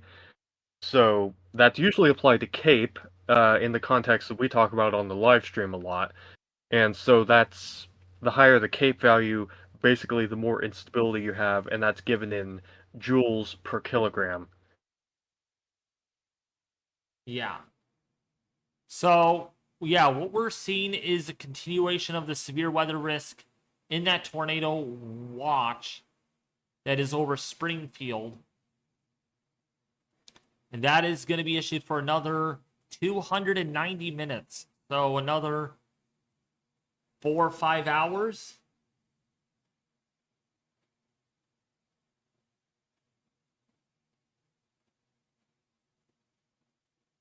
But we're going to have to watch It's the... going to be I'm sorry. No, go ahead. No, yeah, it's going to be persisting into the night, at least again for a few more hours into southwest Missouri and parts of western northern Arkansas as well. Mountain Home, Springfield, Missouri, Eureka Springs. I've been to Eureka Springs, Arkansas several times. You need to be watching out for this line of storms. Primarily a damaging wind threat, but some embedded tornadoes could develop as well, as we're seeing with this circulation that is um, in the tri-state area right now. I do notice that outflow boundary is starting to outpace this convection near Bella Vista, Ethan. Uh-huh. And we got a new severe thunderstorm warning for another hour. That's for Silsaw, for Stitwall. No tornado possible tag on that. So that's some good news. Yeah, we have definitely passed the most significant tornado period of this outbreak. So that's a good sign. But we do want to be on alert in case something does spin up.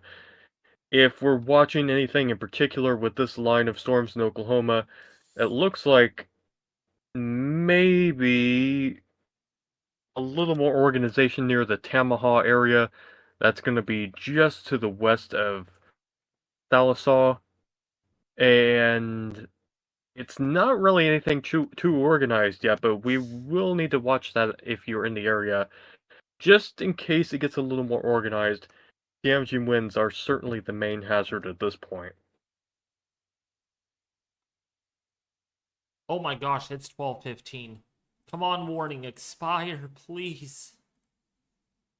I cannot end it.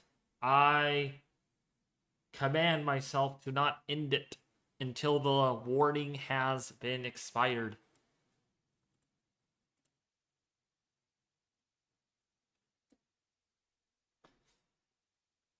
That tornado is strengthening again, Tyler Kane is saying. I don't know. I don't think so. Based on velocity, very hard to say. It's more of a Yeah, damaging it wind doesn't threat. look right. We got a pretty good measurement from the pulsar radar on this, so the circulation's still there, but it doesn't quite look as well defined as what it did a little bit ago. It's finally losing its maybe.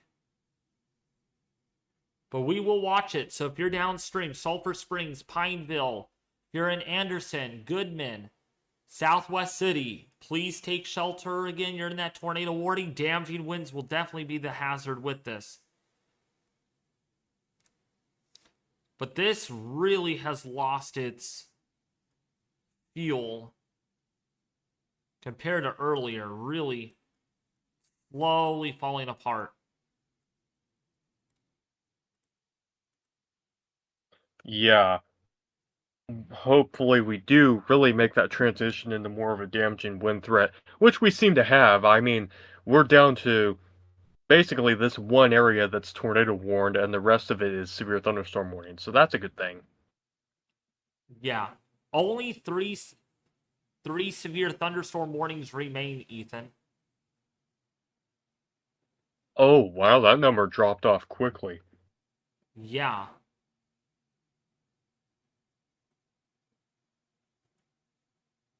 If they could cancel that Yeah. warning, that would help out a lot, though.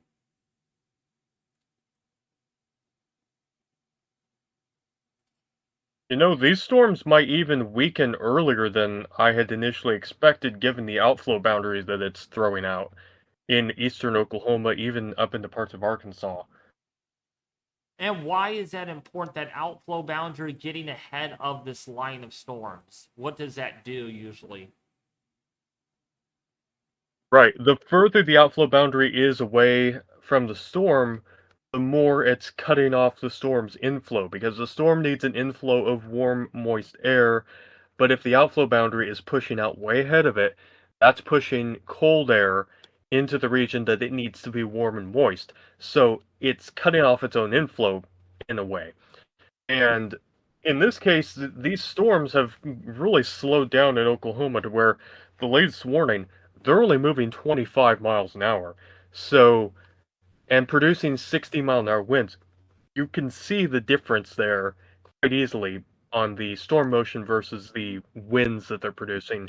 That leads to an outflow boundary, and that cuts off their own inflow. That's a pretty common scenario to get something like that happen. Okay, that makes sense. I-35 shut down from Marietta to Androm due to severe weather.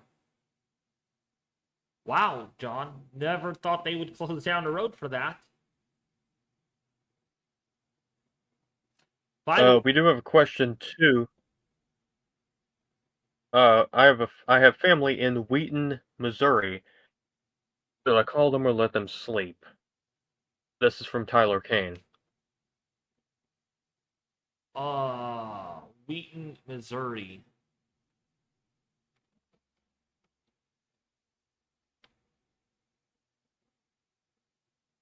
I am not sure where that is. Hold on a second.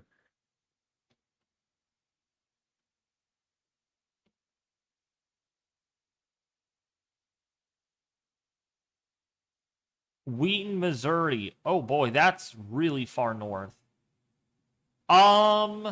You're getting a lot of stratiform rain up there in Wheaton, Missouri. Oh no, that's Weston. What the heck? I put it.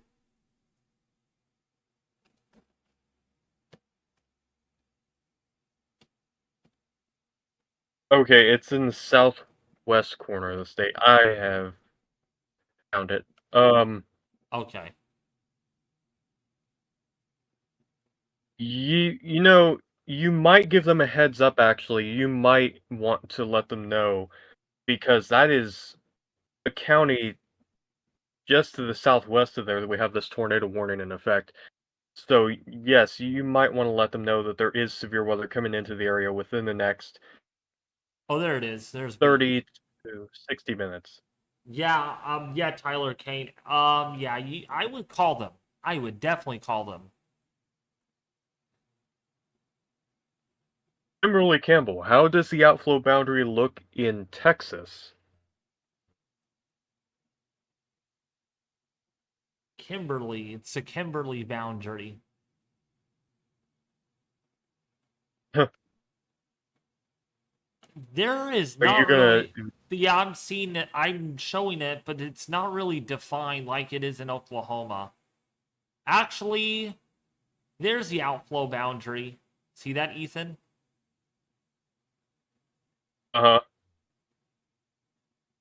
I'll play it through, then you can review it. There's the outflow boundary, so it is definitely out ahead of that line, but not far enough ahead to where it's preventing storms.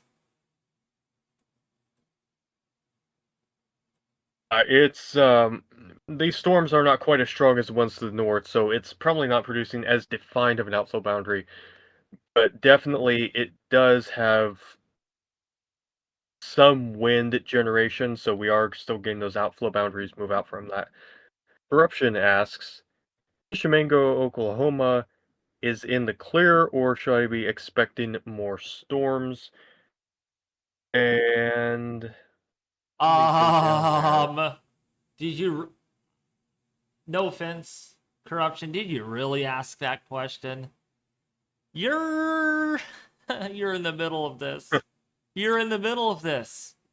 You're like getting dumped on right now, and I'm afraid to say you're probably going to be getting poured and dumped on probably for the next couple of hours, because this line is not moving very fast, only 20 miles an hour, as what Ethan was saying. It's literally stalled over his area, Ethan.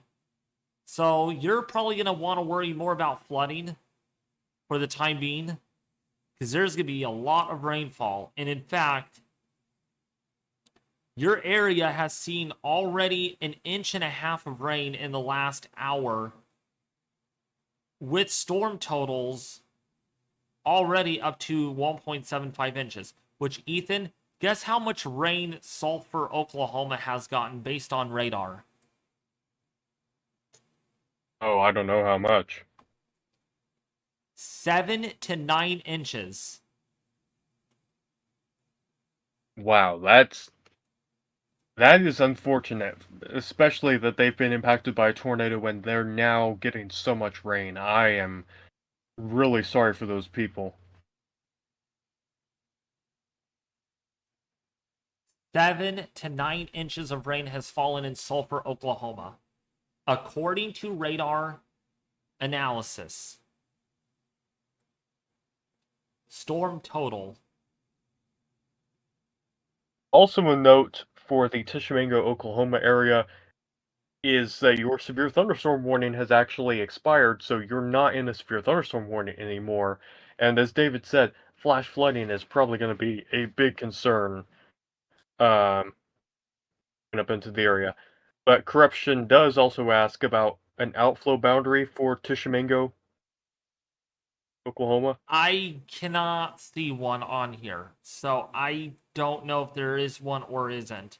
I'm sure there is an outflow boundary of some sort, but it's probably right where the rain starts, like a little shelf cloud, but not really an outflow boundary. I don't see one in Tishomingo.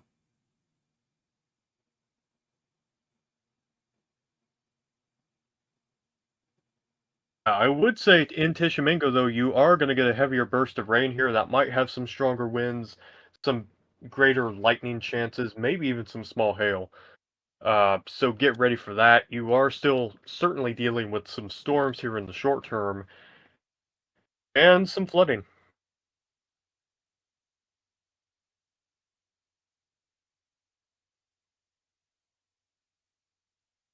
Absolutely.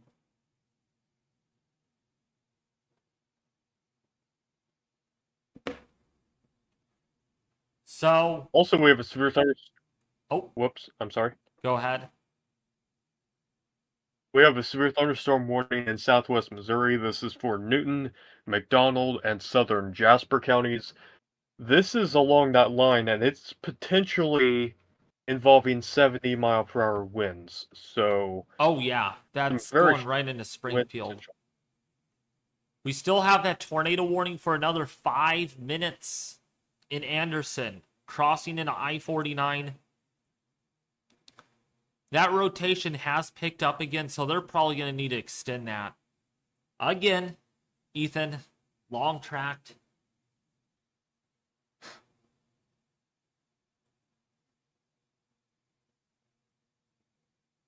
You there? Yeah, these dynamic environments do that. Oh, yeah. So if you're in Anderson, if you're in Nisho, please take shelter. Again, that's where we have this line of intense winds, intense rainfall. And you can see right in here, there's your tornado warning. And here is your good old fat 75-mile-an-hour severe thunderstorm warning at the moment. And these are moving at about 50 miles an hour. It is also interesting, Ethan, the northern end of this line moving faster than the southern end. Yeah, it certainly is. It does have more wind energy aloft to keep it going. And I'm looking here at the radar too. There was we had a comment about rotation south of Joplin. That's not really rotation. There's a lot of outflow getting involved because there is a strong line segment that is moving northward into the looks like Joplin Yep. and Diamond and maybe Neosho areas as well. So not really a whole lot of rotation, but there is some strong wind moving into the area. Ooh, yeah. There's a little bit of a couplet on that right there. They actually might go tornado warning on that. Doesn't surprise me.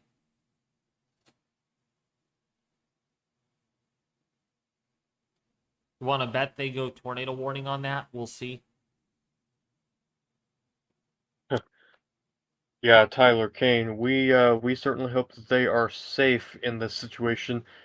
Hopefully this is transitioning again, even with the tornado warn portion, into more of a damaging wind threat. So they might not need to extend it, but it depends on how the rotation evolves in the next, few frames.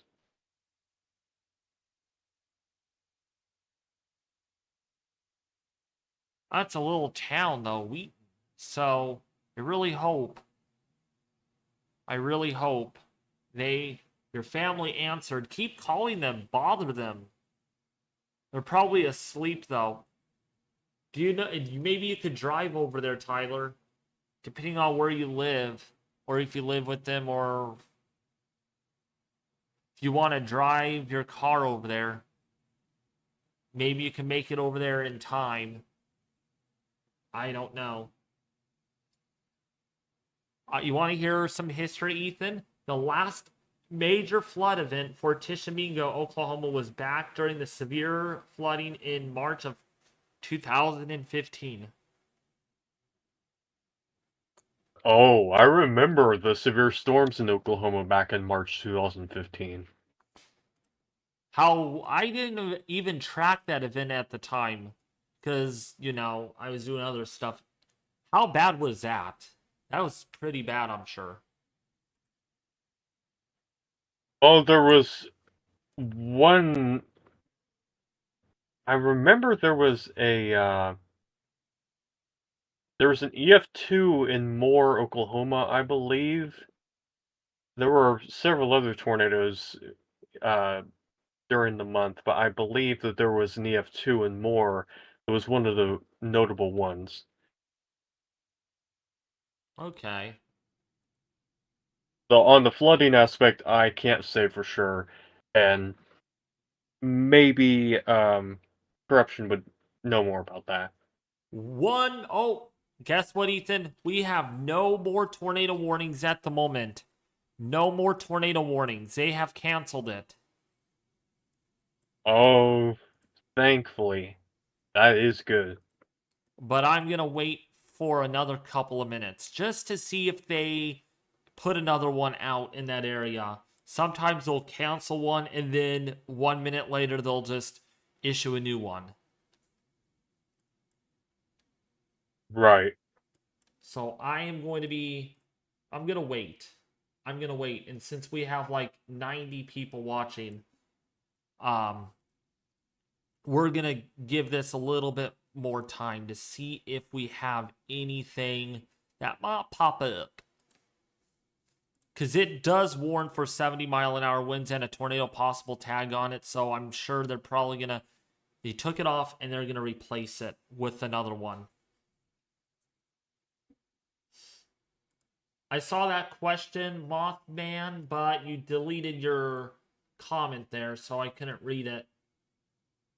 Today, uptrended rapidly on HRRR. Oh. So you're saying the latest HRRR, the 060 run, uptrended? Golly word. Why do things have to uptrend? Like literally, like at the last minute. Oh my gosh, Sometimes they Ethan. do. It's looking bad, Ethan, tomorrow. It's looking bad. It's looking bad.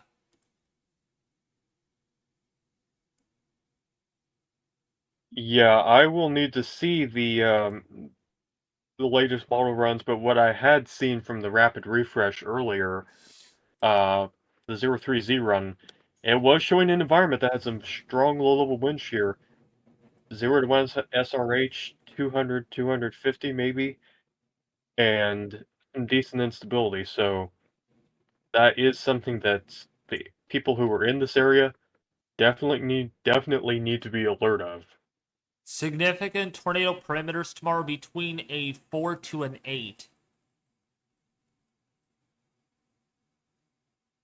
Yeah, so that is certainly why they have added that 10% hatch tornado risk area, which, if anyone's not familiar with that exactly, that is indicating a better chance for an isolated strong tornado, which is defined as an EF2 to EF3, and is something that they issue when there's looking like a better chance for a couple of tornadoes and maybe some strong ones as well.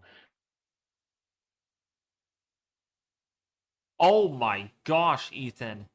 I swear you need to look at the HRRR for Louisiana tomorrow. Whew. Yeah, that's definitely... There's definitely a lot of helicity tracks.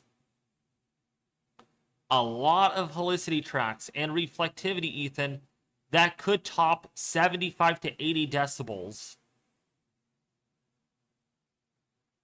Wow. Those would be some hefty storms. And yeah, look at all the helicity tracks. So this is bear watching for tomorrow. Right down here. Yeah, right here is... Let me circle that area in. Let me actually go over to pivotal weather. So this is where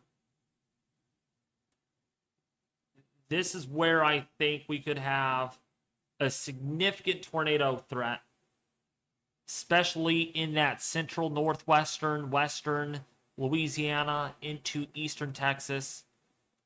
This, I'm not sure about. That seems a little bit fidgety on the model.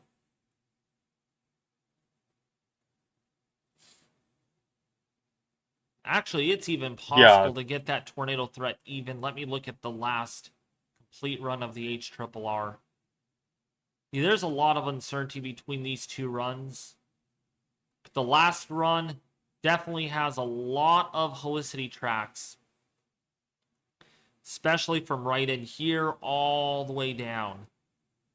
So this is where we might have at least one strong tornado, actually maybe 2 or 3 strong tornadoes in that area.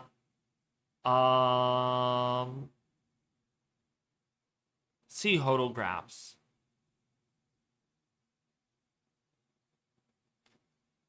So, oh gosh, Ethan, these photographs. You're going to throw up when you see these. You're going to throw up when you see these. I hope not on live stream. No, no. No, it's just an idiom. You know what Right. A lot of curving photographs. See if we can bring... Actually, let's bring up the wrap. The wrap is probably... 06Z is out, so let's see. Actually, 03Z goes a little further out. See, the wrap is not very aggressive, but it is aggressive. Right in here. What's up, A and B? How are you doing? Look at the photograph here tomorrow, Ethan. Look at this. Golly word. Let me send you this. Let me send you this. You're going to be, like, freaking out. Take a look at that. Oh yeah, that is, again, that low-level wind shear, which is very important for tornadic storms especially. That low-level wind shear is quite strong and quite streamwise to the storm motion, so really, I think that's probably the big driving factor for why that 10% hatched was issued. And where did you take that again? Southwestern Arkansas, but there's another sounding, Ethan, that's even more concerning. This is from the NAM 3-kilometer model. I do want to address a question here from A and B. What about Arkansas tomorrow? That's asking about tomorrow's severe weather risk. Wow, look at this. Okay. Yeah, so the risk for Arkansas tomorrow will certainly be strong tornadoes. That's what we're looking at right now. I think this area, actually, this area right down in here certainly has my potential of seeing at least a strong tornado. It's also worth noting, though, even this back in here is worth noting in later outlooks. Let me see the SPC to make sure I got that area correct.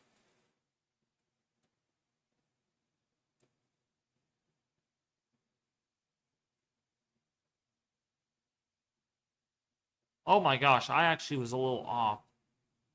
More like northwestern Louisiana, southeastern, or northeastern Texas is where I think it's going to be strongest. So pretty much right in here is where it could end up being bad.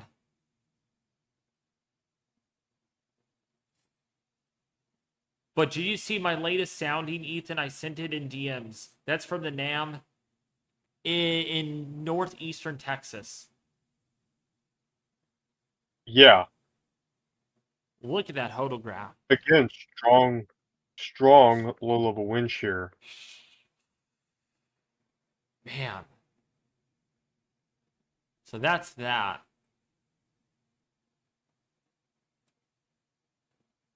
Okay. Did they issue any more tornado warnings? I want to make sure this is up to date. And they do not have any more. We do not have any more tornado warnings. So, Correct. With that being said, I think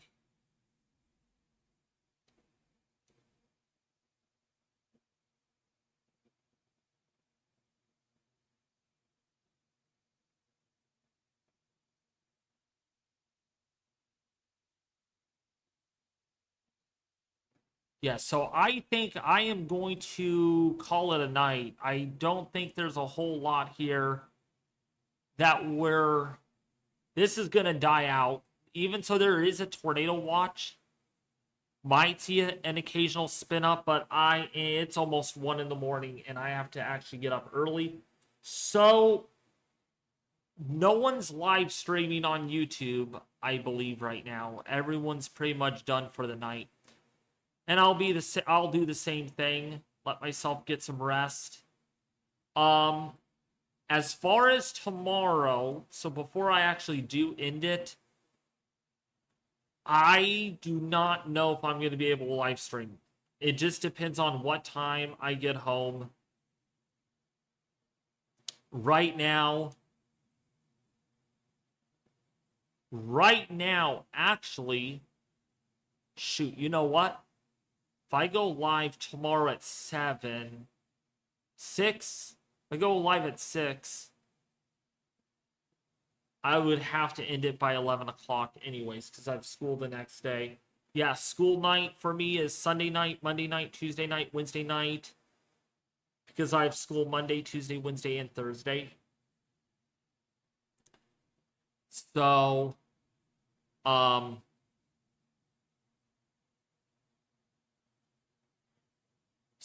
it depends on what time I get home. It's probably not going to be a scheduled stream. I'm not going to schedule streams from here on out until further notice, just because of the way my schedule is. I'm just not sure if I'll be here at that specific time or what.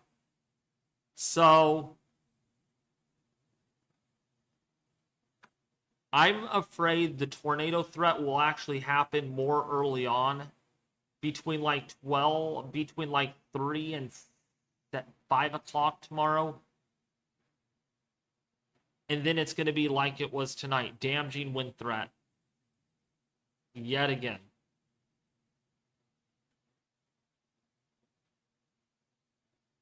Hurricane Lee, I'm in the beginning stages of getting my meteorological degree. Not right now. I'm going to school to get my diploma. Okay. To get my credits needed to get my diploma. Once I get my diploma, I'm going to try to get into school at Delta College or whatever university or college is around here that's really good. And then we're going to start the process. But during that point, if I do, more likely I'll go to school for meteorology. I don't know how long the classes are going to be. I don't know how many days of the week I'll be going. Most likely it's probably like 5 days a week.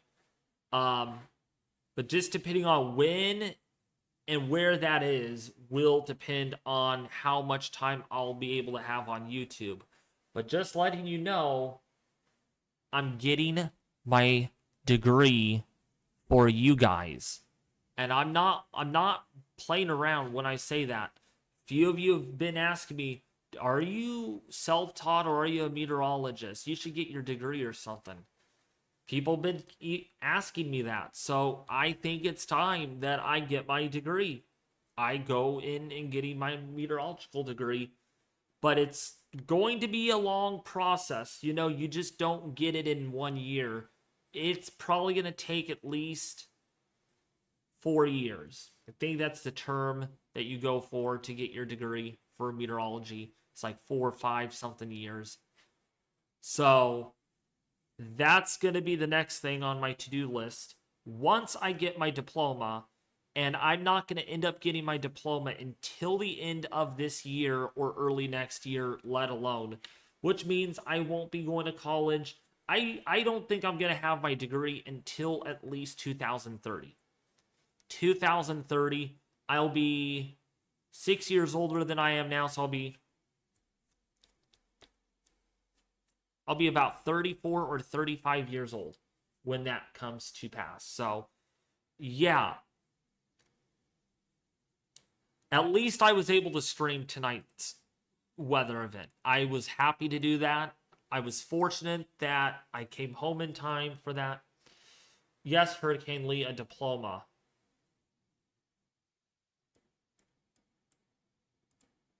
Because apparently I did not earn enough credits in high school for the diploma for graduation. I did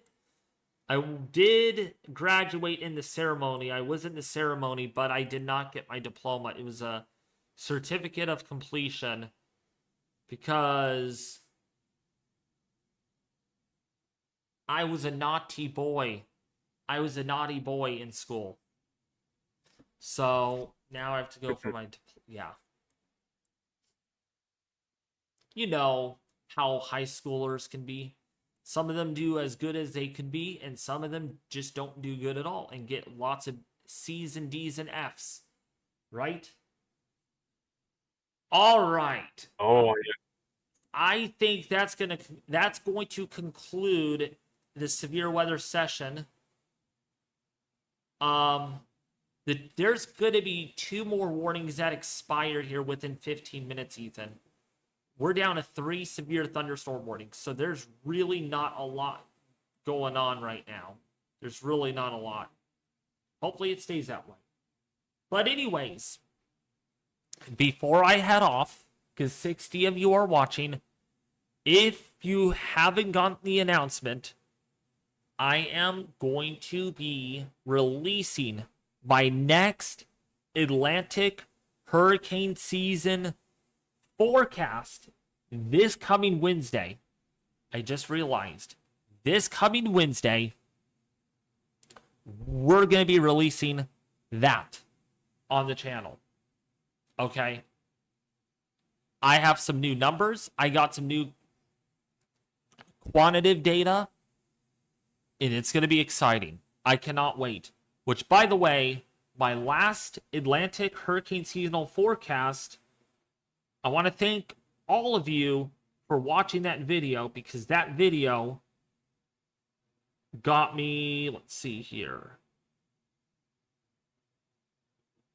got me, oops, why did it froze? 22,000 views. So I want to thank you all for sharing that with their family and friends, because this season is going to be a very serious one. And again, we'll be making another forecast in due to the fact that we got more agencies that have released their numbers, more sea surface temperature data updates and everything. And boy, I cannot wait. Ethan knows me already, Ethan. I'm clapping my hands already. I just can't wait to track hurricane season from literally late May into late November. It's going to be a long 6 months. Are you ready for this, Ethan? If you are, start your engine. Yes, I am. Because there will be times we're going to be streaming like this, but probably all night long. I'll make sure it happens. All right. Okay, I think that's it. I need to shut my mouth and I'm going to get to bed. Anyways, folks, thank you all for watching. I might be back today for another severe weather live stream this evening. I'm not sure yet. It just depends on what time I get home, how I feel when I get home, and now casting in this all and that.